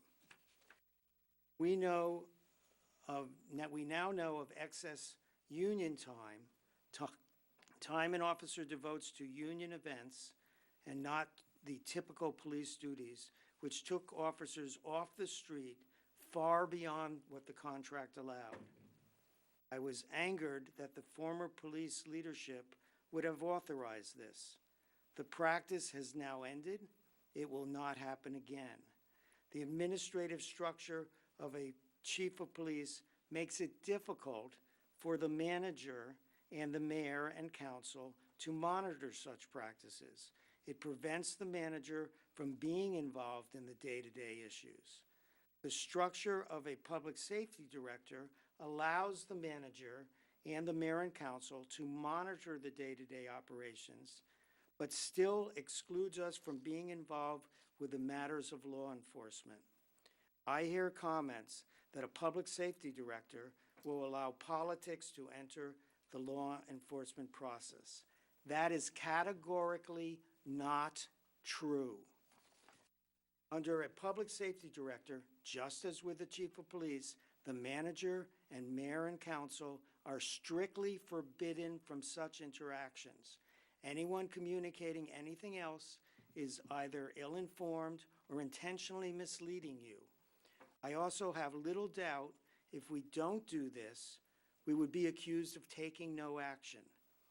This is a breakdown of police leadership, not a problem with the men and women in blue.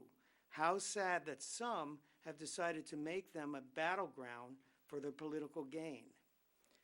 Just as with a chief of police, under a public safety director, there are New Jersey built-in safeguards, ready access to the prosecutor, and nothing prevents us from having the best equipped, best trained, and best respected officers in the state.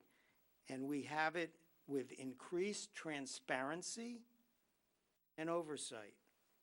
The most important issue of all is one I haven't mentioned yet: safety. Both safety of the public and safety of our officers. What I have expressed to the prosecutor and Chief Fodor is the paramount importance of our police force being there to protect you and your children, and also that they treat you with respect. Recent events do not put that in question. I want to strongly express my confidence in the men and women of the Franklin Township Police Department who are on the streets every day serving you. They are extremely disciplined and dedicated individuals. I believe in them, and you can count on them. That is not in doubt. That political operatives would put the integrity of our hardworking rank and file in question and attempt to undermine the public confidence is reprehensible, and it is dangerous. It is dangerous that those who pretend to love this town play politics at Franklin's expense. They try to mislead the public by telling them the outstanding members of our police force will be demoralized by our actions and will somehow not do their duty. What I do not want is a lack of administrative discipline to leak into the demonstrated discipline we see on the streets by our officers. For that reason alone, I believe it is vital we take this action. I will not take a chance of sacrificing the thing that means most to the people of Franklin, their safety. Thank you.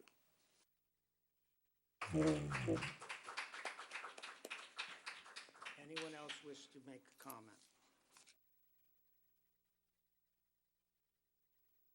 Mr. Mayor, Yes, sir. I've taken some notes during this, and some things I want to definitely clarify is I keep a political appointee, but this will have an actual job description and be hired by the township manager as all So that's divisions. correct. So actually, I had a conversation, several conversations today about that. And so my anticipation is that we would seek out a person with a lengthy career in law enforcement. And we're looking at someone with a long history of command level experience in a law enforcement agency. And we do it, yes. Excuse me, you said we are looking at someone. I said we will be looking for someone. So are we looking at anyone? So no, of course not. So the funny thing is, obviously, you have taken certain action here with the introduction of this ordinance. And certainly people have begun to express interest in that position. And every single person that I have spoken to who has expressed interest, my answer to them has been, the council has not even adopted an ordinance. We're still being supervised by the county chief of detectives. When this position becomes available and you are interested in it, you should apply. It will be advertised in a number of locations, and I anticipate a nationwide search for a qualified candidate. This will be someone who has lengthy law enforcement experience and brings a great deal of experience in law enforcement to the table, and that's my anticipated ideal candidate. So that's one of the many rumors I have heard, is that we've already picked this person. I won't go by the names of people that I've heard, but anyone who has any evidence that we have picked anyone that we are considering, please present it. Because I know of no name that has come forward other than that we heard a rumor that was not started by us. No one has been picked. There is no political person in line, and I'm sorry I interrupted you, but what you No, were that's talking okay. I about- mean, what my answer was is that the actions of council tonight will dictate further action, but the next action, so the question was, what will the qualifications be? What will the job description be? And certainly, I've begun to research the position and had our HR director reach out to other towns that employ police directors to get theirs so that we can begin to craft a job description for Franklin Township that's specific to our needs. But certainly, you don't have to always reinvent the wheel. And as far as the salary, that question was asked, what is the salary? Well, that's a Financial Oversight Committee discussion that will be had now that we can move forward if, in fact, council adopts this ordinance tonight. The ordinance itself, I should say the salary and the position will require a second ordinance amendment, that being our salary ordinance. This position is not currently in our salary ordinance, and it would have to be included. So those discussions are had after this ordinance would be adopted. It is certainly my position as the manager that I would seek the input of council members assigned to those specific committees that would be related to this, and those would be Public Safety Committee, Administration Committee, and Financial Oversight Committee. This was one of the things, and I believe I said this at some point in one of these meetings where this was discussed, is the reason why this council is moving forward now is this will be a lengthy process. This is not something where we're going to look to recruit candidates over a week's time. This is a process that will take, in my estimation, months before the ideal candidate is chosen and an offer made. So I think that the county prosecutor's chief of detectives and the county prosecutor himself and the township attorney and I have had conversations about this process. It's not anticipated that the things that the prosecutor's office is auditing within the police department will take an exceptionally long period of time. We have begun things like the job, the search for new employees in conjunction with the chief of detectives and his staff and our staff. I heard concern that the discussions about a police director would impact our ability to recruit quality candidates. I can tell you that due to the fact that there would be a lengthy period of time for us to get people enrolled in a police academy, the decision was to attempt to recruit PTC, Police Training Commission certified police officers. Chief Fodor and I have had a discussion about there, and we've begun the interview process for new hires, and we feel we received, in a very short period of time, 75 qualified candidates to apply for our positions that are available here in the police department. So I don't think it's hampered these discussions about police director and this introduction a month ago, and that recruitment process took place after the introduction of that ordinance. I don't think that we've had any difficulty whatsoever. In fact, I think that we've had a very good turnout as far as applicants are concerned, and the process has begun to fill the vacancies in the police department. So that's, I guess, I don't know, I think I probably went beyond your question, but I think that answers your question, if not more than ask away. Actually, the attorney wanted to, or actually, I wanted you to read the public statement, the press release, because I'm not sure that everyone read it. And some of the papers reprinted it, some didn't. I think it's important because I think that answers a lot of questions. I'm happy to do that, Mayor, if that's what you want, if that's what you want me to do. Yes. Following the arrest of Patrolman Matthew Ellery and the retirement of Chief Richard Grammer, the Township Council began to take the necessary steps to analyze and then transform the leadership of the Township Police Department. The Township Council has now been made aware of clear examples of substantial mismanagement within the department. This mismanagement was obscured by the fact that New Jersey law prevents the Township Council and the manager from exercising effective oversight of the day-to-day management of the police department when that department is headed by a chief of police. For instance, upon accepting the council's request to assume leadership of the department, the Somerset County Prosecutor's Office has informed the township that there have been substantial abuse of the practice of granting union leave to members of the department. While limited use of this leave is a common practice established by state law and collective negotiations, its use is largely limited to the presidents of the PBA and Superior Officers Association and the state PBA delegate. We have now been informed that dozens of officers have used hundreds of days of time contrary to the unambiguous terms of the collective bargaining agreement.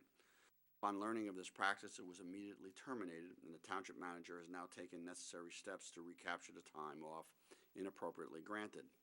This practice is emblematic of the structural deficiencies within the department that will be corrected by the Township Council. Management reorganization of the department that began after the retirement of the police command staff will continue with the adoption of an ordinance establishing the position of public safety director.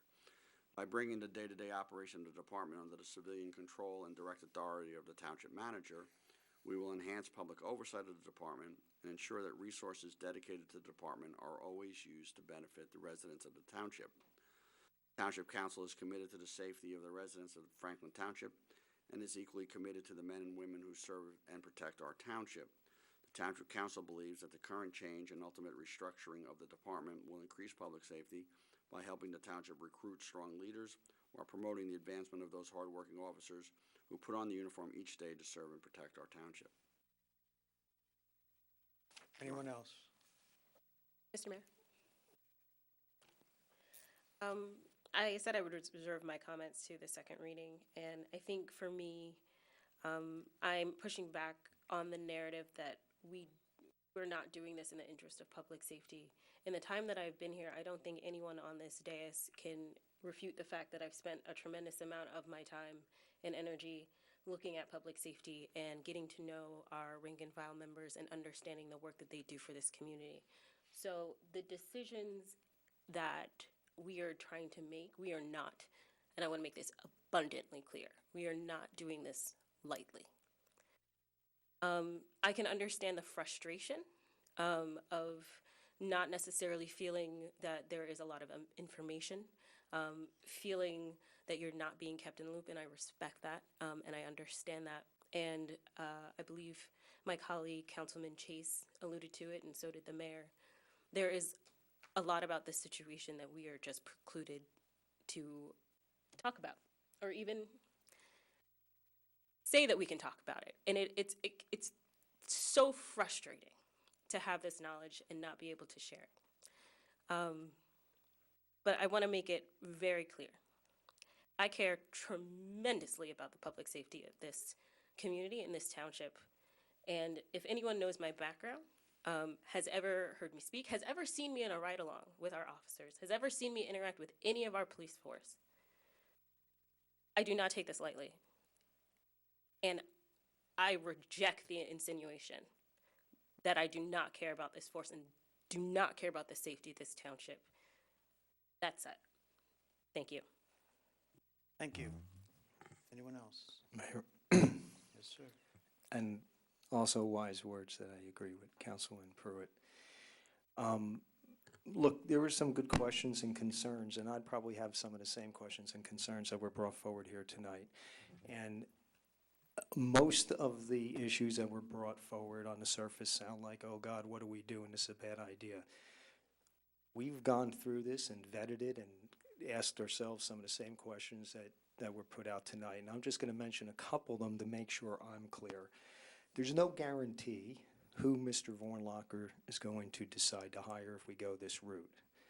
But I hear tonight all these comments about hiring some civilian that has no knowledge, experience, doesn't know anything about policing or law enforcement. I don't know who's ultimately going to be hired. But most police directors, from what I'm finding out, or at least a good many of them, have extensive backgrounds in law enforcement, often as sworn officers. Is that not true, Mr. Vornlocker? No, that's true. Okay, so I appreciate the questions, and I'm going to give the benefit of the doubt that they're here sincerely. So let's put that to rest tonight. We're not just hiring someone who has no involvement, doesn't understand the mindset of the men and women who are out there putting their lives on the line for us every day. So just really take that to heart here. The other thing is no advancement. We're not going to get good recruits. We're demoralizing our force. My understanding, and we don't manage it day to day or get involved with personnel issues, but there is going to be a whole slew, probably more than there's been in decades, sergeants, lieutenants, senior lieutenants. We don't have an actual captain right now. If this passes tonight, there will be 3 captain positions. A captain, that's a pretty serious level to reach for anybody looking to get in law enforcement. And the idea that some new recruit is going to not come to Franklin, there's a lot of room for advancement in Franklin. Some that even goes beyond by the police work, by the example of Manager Vornlocker. So not only is there a whole slew of promotions, someone coming on the force today, who knows? We may have a police chief structure down the road when they become even eligible, because you don't get anywhere near eligible for years and years, if not decades, to be a police chief by way of the requirements. So these are all good issues brought up, but believe me, we painstakingly have gone through them. I'm just going to see if there's one or two more. I can't address every single one. I want to be respectful to our colleagues up here. Oh, the checks and balances.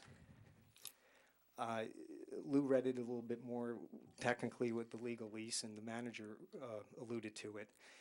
This is the checks and balances, which was probably, I don't want to say missing, but if they were there, we may have avoided some of the issues that have come recently. Human beings are human beings. There's going to be issues. We're all flawed in certain ways, but this checks and balances, I think, allows for somebody with law enforcement experience to work with a command staff that elevates the highest quality representatives of men and women working here now, and new ones that will come along, and then also have the public safety director, which will work more hand in hand with the manager, who has an extensive background in policing, which I believe also helps this formula. So without going over every question, thank you for bringing the concerns. Some are very important, the ones we've asked ourselves. Others, I think, just were based on the fact that we can't talk about a lot of things, and there's some things we're not, let's just leave it at that, that I wish we could, and maybe more people will be a little bit more comfortable that this, if they don't believe is the best choice, is, which I believe at present is, it's still a viable choice, and it's not something that's just coming out of left field. We all have friends, parents, kids, depending on, we're not going to do something that puts their lives in danger. I hope you can go home tonight and at least believe that sincerity on the part of myself and everyone else up here. Thank you, Mayor. Thank you. Anyone else? Mr. Mayor, just wanted to reiterate what Councilman Vasanella just said. He's a lifelong resident. I've lived here for 42 years. Everyone on this dais here is a resident first and puts everybody's safety first. It's our safety too. So to imply that any kind of political aspirations are involved, it would never be compromised. But I just wanted to point out that this action here is a long step towards eventually, in maybe few months, being able to hire somebody. But we create a position first, then a job description is elaborated, and then a search starts, and then candidates look at the job description and the pay, etc. It's a long process. There's nothing that has been done so far other than trying to create a position that will allow us this alternative. Obviously, what was there wasn't working, and we had to do something to fix it, and at least the administrative part of it gives us some oversight and insight into what's going on, versus the police operations, which will always stay with law enforcement, the prosecutor, and the attorney general of the state. So policing is not being impacted. There is no change between what's now with the police chief versus a prosecutor supervised police force. You'll have 3 captains who will be working, so you'll have greater supervision and hopefully improvement in the safety of our residents. And so that's all I have to say, Mr. Mayor. Thank you. Thank you. Anyone else? So is... Wait, Mr. Mayor, sorry. I sort of want to finish some of my comments from... Okay, so... Okay, you can sort of finish them. Can I sort of? All right. No, I mean, it's been said, there's... The men and women of our force we fully doing on a day-to-day basis. We've seen that. We've seen all the work that we've seen what they've been doing. We've seen that how they've worked with the youth also and still continue to serve and protect this community. So we're not impacting that. Essentially, we're taking the administrative part away from requiring an officer from splitting their time. So now they can be the officer in charge of law enforcement versus having to worry about scheduling and other administrative tasks. So, and we're not reducing the number of officers either. We're keeping the same amount of officers under what the ordinance has. Yes. Yes. So essentially, we're putting an extra officer or two now back on the street because they're available strictly for law enforcement without having to sit and do admin work, which I know I've seen in a lot of times admin responsibilities takes a significant amount of time from your day. So while the chief was or deputy chief, whoever was on for the day, was doing law enforcement work, they were also having to split their time with that. So I believe this move, even if we keep it temporary, the statement about the temporary, putting a sunset clause, this isn't a contract position, so it's not somebody coming in, I'm sorry, what? Right, well, but again, if you were to create a contract position, you would get candidates that know it's only a certain amount of time. To put a sunset clause, again, I believe that would limit the amount of people that would be interested in coming and could hinder the candidates that we get. So I think as much as in my heart I know that I want to keep this to as short as possible, I don't believe that we can keep a sunset clause on this. So again, this is a decision that's not easy to make, but it is one that will help our department get back to where we expect it to be at. Mr. Mayor, I call the question. In one moment, I just want to thank you. So first, I would like to thank you all for sitting quietly while we did this, while we said these things, because some of these things don't sit well with you. I also want to thank you for your comments.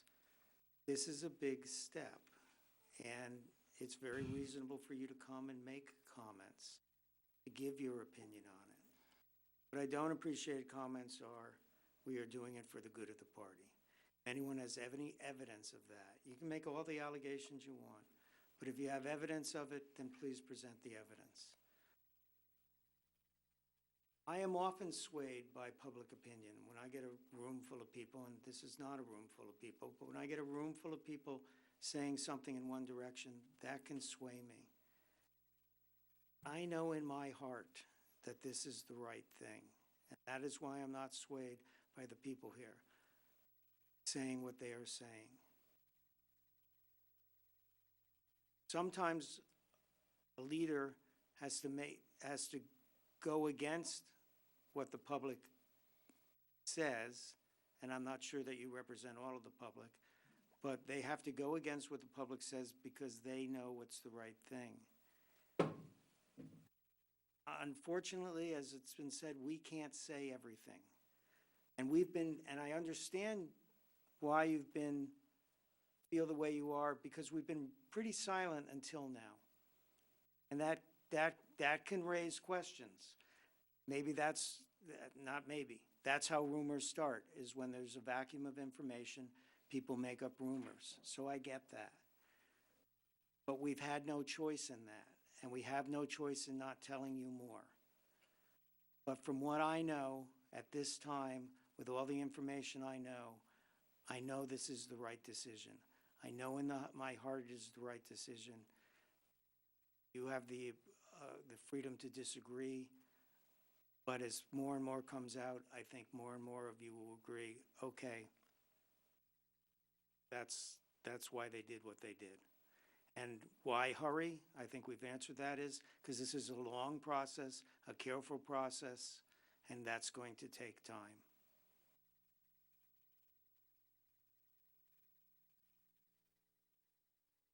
Are we ready to call the question? Madam Clerk. Councilman Chase? Yes. Councilwoman Francois? Yes. Councilman Galtieri? Yes. Mayor Kramer? Yes. Councilman Onijaka? Yes. Councilman Prasad? Yes. Councilwoman Pruitt? Yes. Deputy Mayor Vasanella? Yes. Councilman Wright? Yes. Okay. We are now on to ordinances on first readings. These are when we introduce ordinances to let the people know that there will be a vote at least 2 weeks hence. I see a lot of people are leaving. If you can leave quietly, that would be great.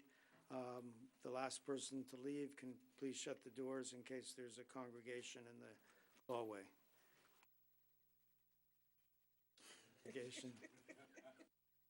There will be congregating. I've been waiting to use that word, I bet, for a long time. Well, I didn't want to obfuscate the issue. Ordinance 4292-19. Bond ordinance providing for various 2019 capital improvements and equipment acquisitions by the Township of Franklin in the County of Somerset, State of New Jersey, appropriating $4,150,000 therefore, and authorizing the issuance of $4,150,000 bonds or notes of the water utility of the Township of Franklin to finance the cost thereof. The foregoing ordinance is presented to Township Council for adoption on first reading, posting, publication in accordance with law, and public hearing and final adoption on Tuesday, September 10th, 2019 at 7 p.m. at the Municipal Complex. Do I have a motion to introduce? So moved. Seconded. Moved and seconded. So anyone who pays close attention, you may have said, didn't we vote on this before? And we did. This is, there was a problem with the advertising. to be absolutely Is that what it legal, was? we changed the, we have to redo it because the advertising wasn't entirely correct. So this is a redo. We have a motion and a second. Any other discussion? Madam Clerk?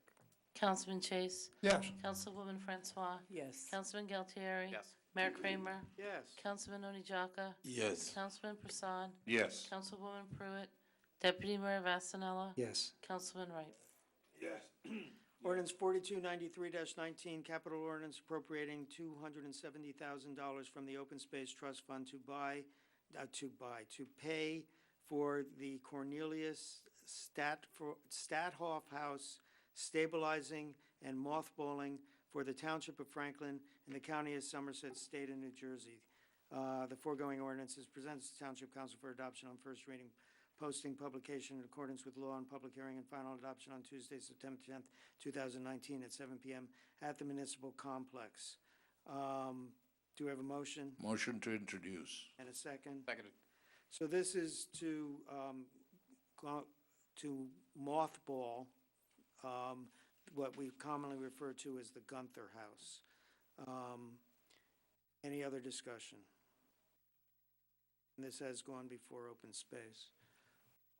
And land use. And land use. And I'd mention that we also have a grant from the county towards the total cost of this action, which to preserve the house so that at some future time we can make use of it. Thank you. Okay, any other discussion? Madam Clerk? Councilman Chase. Yes. Councilwoman Francois. Yes. Councilman Galtieri. Yes. Mayor Kramer. Yes. Councilman Onijaka. Yes. Councilman Prasad. Yes. Councilwoman Pruitt. Deputy Mayor Vasanella. Yes. Councilman Wright. Ordinance 4294-19, an ordinance amending the municipal code of chapter 226, vehicles and traffic of the Township of Franklin, County of Somerset, State of New Jersey, more particularly repealing section 226-9, temporary parking prohibition for snow plowing and removal, and adding section 226-9, parking prohibited in snow emergencies. The foregoing ordinance is presented to the Township Council for adoption on first reading, posting, and publication in accordance with law, and public hearing and final adoption on Tuesday, September 10th, 2019, at 7 p.m. at the municipal complex. Do I have a motion to introduce? So moved. Second. Moved and seconded. So essentially, this is that during a snow emergency, or when there's snow on the road, you cannot park on the streets. You have to park on your driveway, except for Phillips Road, Home Street, and I don't have my notes. with me. Phillips, Ambrose, Home, and Brookline. There you go. This is going to require the putting of signs at every entrance to the township. Would you say 60 signs? Something around that number, yeah. There's a Franklin tidbit. Any other discussion?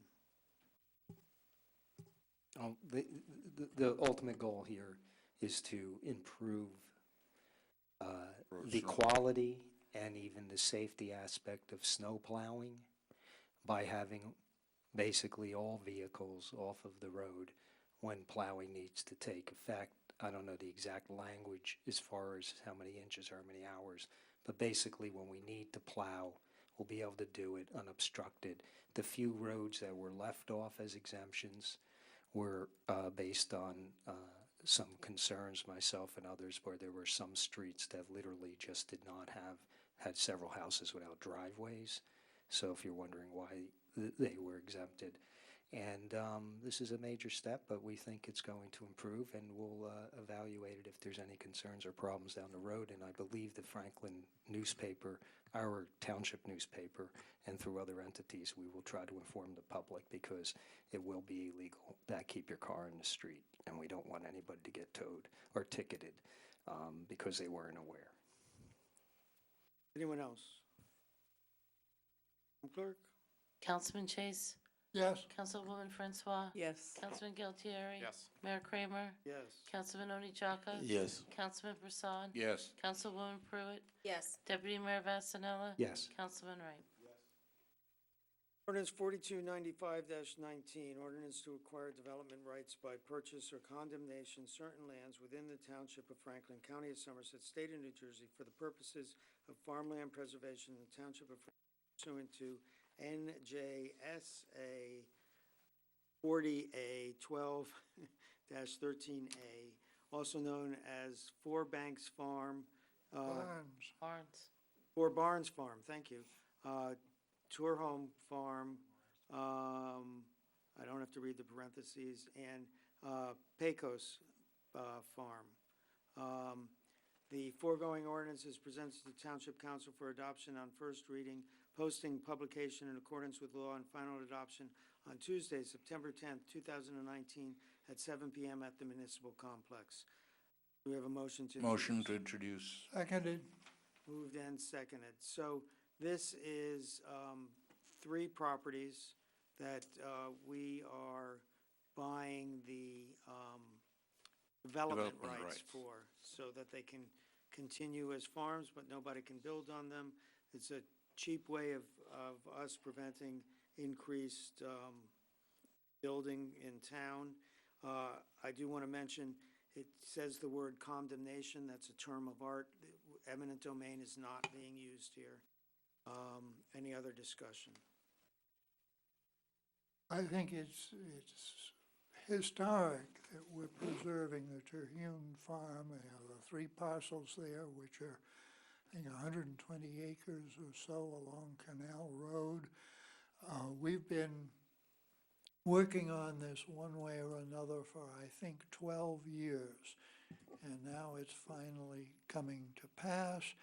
And we're getting closer and closer to a situation where all of the land in the township either has been developed or is preserved. And as you know, we're, I think, 34% preserved now, and this percentage will go up with these actions. And the Four Barns Farm is an active farm. A young couple who started farming there and should produce more and more with time, and this will aid them in doing so. Anyone else wish to speak? No, it's been reviewed and worked on for a long time by the Land Use Committee, and we're all happy that we were able to achieve a cost-efficient, very cost-efficient solution here to preserve those farms, and buying the development rights was the cheapest way to do it. Anyone else? Madam Clerk. Councilman Chase? Yes. Councilwoman Francois? Yes. Councilman Galtieri? Yes. Mayor Kramer? Yes. Councilman Oni Chaka? Yes. Councilman Prasad? Yes. Councilwoman Pruitt? Yes. Deputy Mayor Vasanella? Yes. Councilman Wright? So if things weren't boring enough, the next 3 ordinances are basically ordinance that apply to the one we just introduced. And it's now about the money for each one. And do these all at once?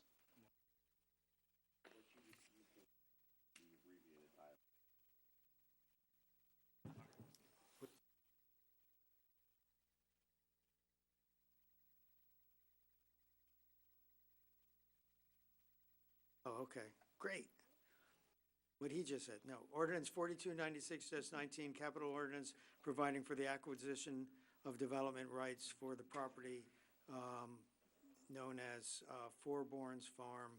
I better read the block and lots. Block 8, lot 18.10-1811. I got to read the appropriating $313,695 from the Open Trust Fund. The foregoing ordinance is presented to Township Council for adoption on first reading, posting publication in accordance with the law, and public hearing and final adoption on Tuesday, September 10th, 2019 at 7 p.m. at the Municipal Complex. Do I have a motion? So moved. Seconded.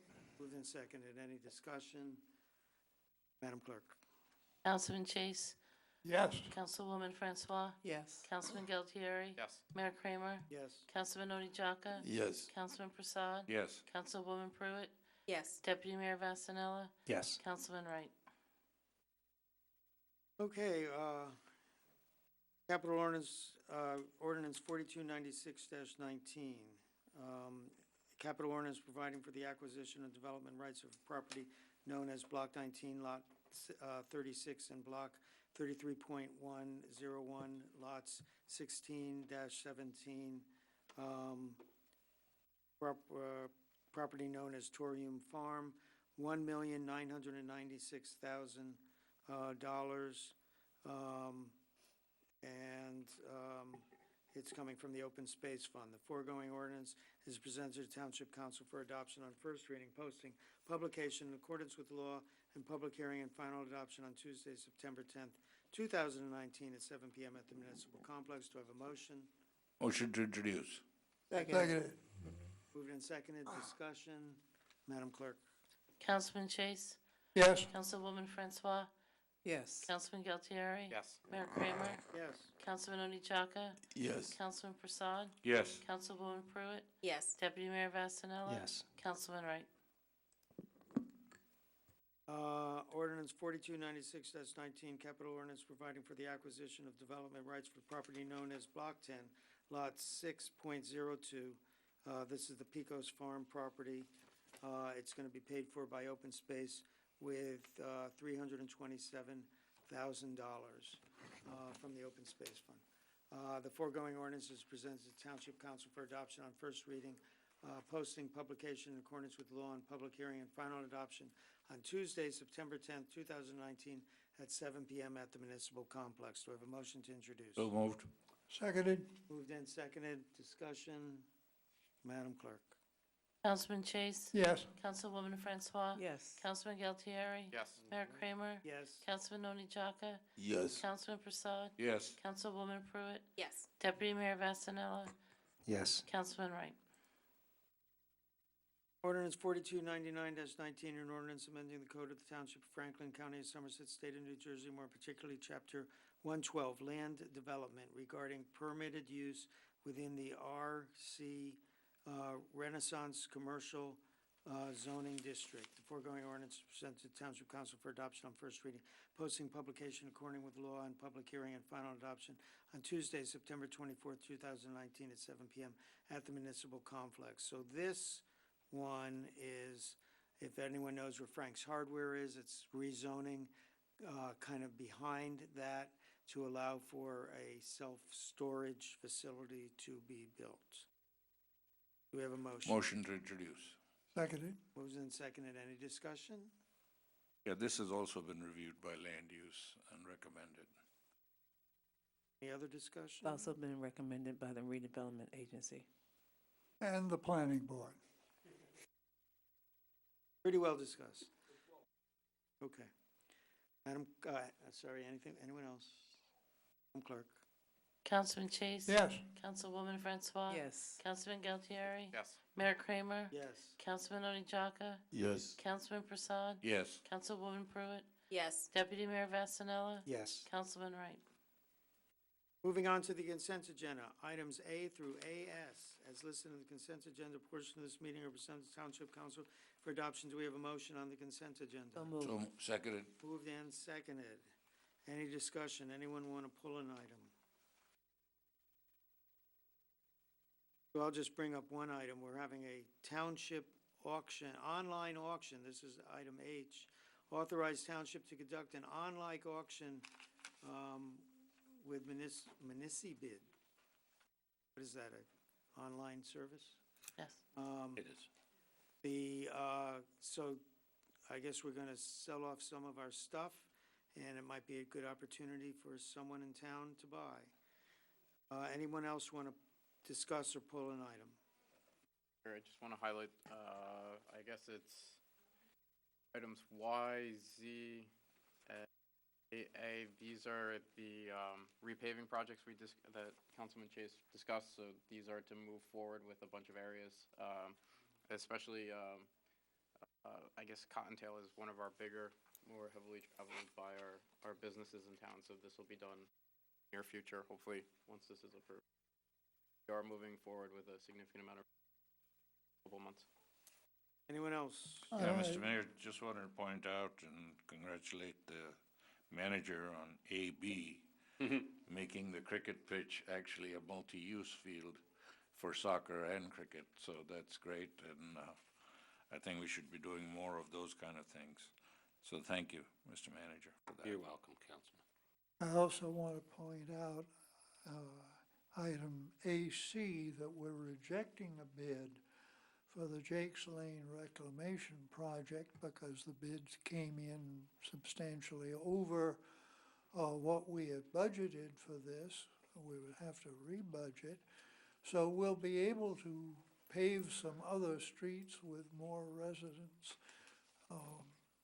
this year, instead of spending the money on Jakes Lane, which has a total of 4 houses on it, but is used to a considerable extent for bypass through traffic. Eventually, we will do this, but not this year. Anyone else? Madam Clerk? Councilman Chase. Yes. Councilwoman Francois. Yes. Councilman Gualtieri. Yes. Mayor Kramer. Yes. Councilman Oni Jaka. Yes. Councilman Prasad. Yes. Councilwoman Pruitt. Yes. Deputy Mayor Vasanella. Yes. Councilman Wright. No items to be voted on separately. On to item 16, old business. Does anyone have a nomination for boards, committees, or committees? Yes. David Triggs has been a member of the Environmental Commission for 24 years, but he's sent in his resignation from the Environmental Commission. I think we'll honor him at a later date. But this opens up a regular position. At this time, I want to nominate Jessica Johnson, who is now an alternate, to move up to full member, and we'll be looking for candidates to add to fill the vacancy on the Environmental Commission at subsequent meetings. But for now, nominating Jessica Johnson to move from alternate to full member. Okay, any other nominations for the same position? Hearing none by acclamation, all in favor say aye. Aye. Opposed? Motion is carried. Congratulations. Anyone else for any other nomination? Yes, Mr. Mayor. Unfortunately, we had a resignation from the Sewage Authority for a commissioner. Mr. Jallo has decided to, due to travel constraints, he'll be out of the country for a significant time, so he's resigned from the Sewage Authority. So I'd like to nominate our alternate, Teresa Ford, to fill the vacancy of a full voting commissioner. Okay, any other nominations for the same position? Hearing none, we can do it by acclamation. All in favor, say aye. Aye. Opposed? Congratulations, Ms. Ford. Any other nominations? Okay, we are now on to item number 17, executive session. The following resolution is presented to the Township Council for consideration. Resolution 19-3385, authorized executive session, PBA/SOA contract negotiation and anticipated litigation, Williams Transco. Do we have a motion to go into executive session? So moved.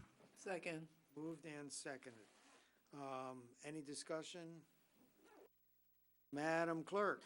Councilman Chase. Yes. Councilwoman Francois. Yes. Councilman Gualtieri. Yes. Mayor Kramer. Yes. Councilman Oni Jaka. Yes. Councilman Prasad. Yes. Councilwoman Pruitt. Yes. Deputy Mayor Vasanella. Yes. Councilman Wright. At this time, the Township Council will adjourn to the executive session to discuss the authorized activities, as I mentioned above. No other actions will be taken by the Township Council at the conclusion of the executive session. Therefore, recording of this meeting will stop at this time. Be well, Franklin.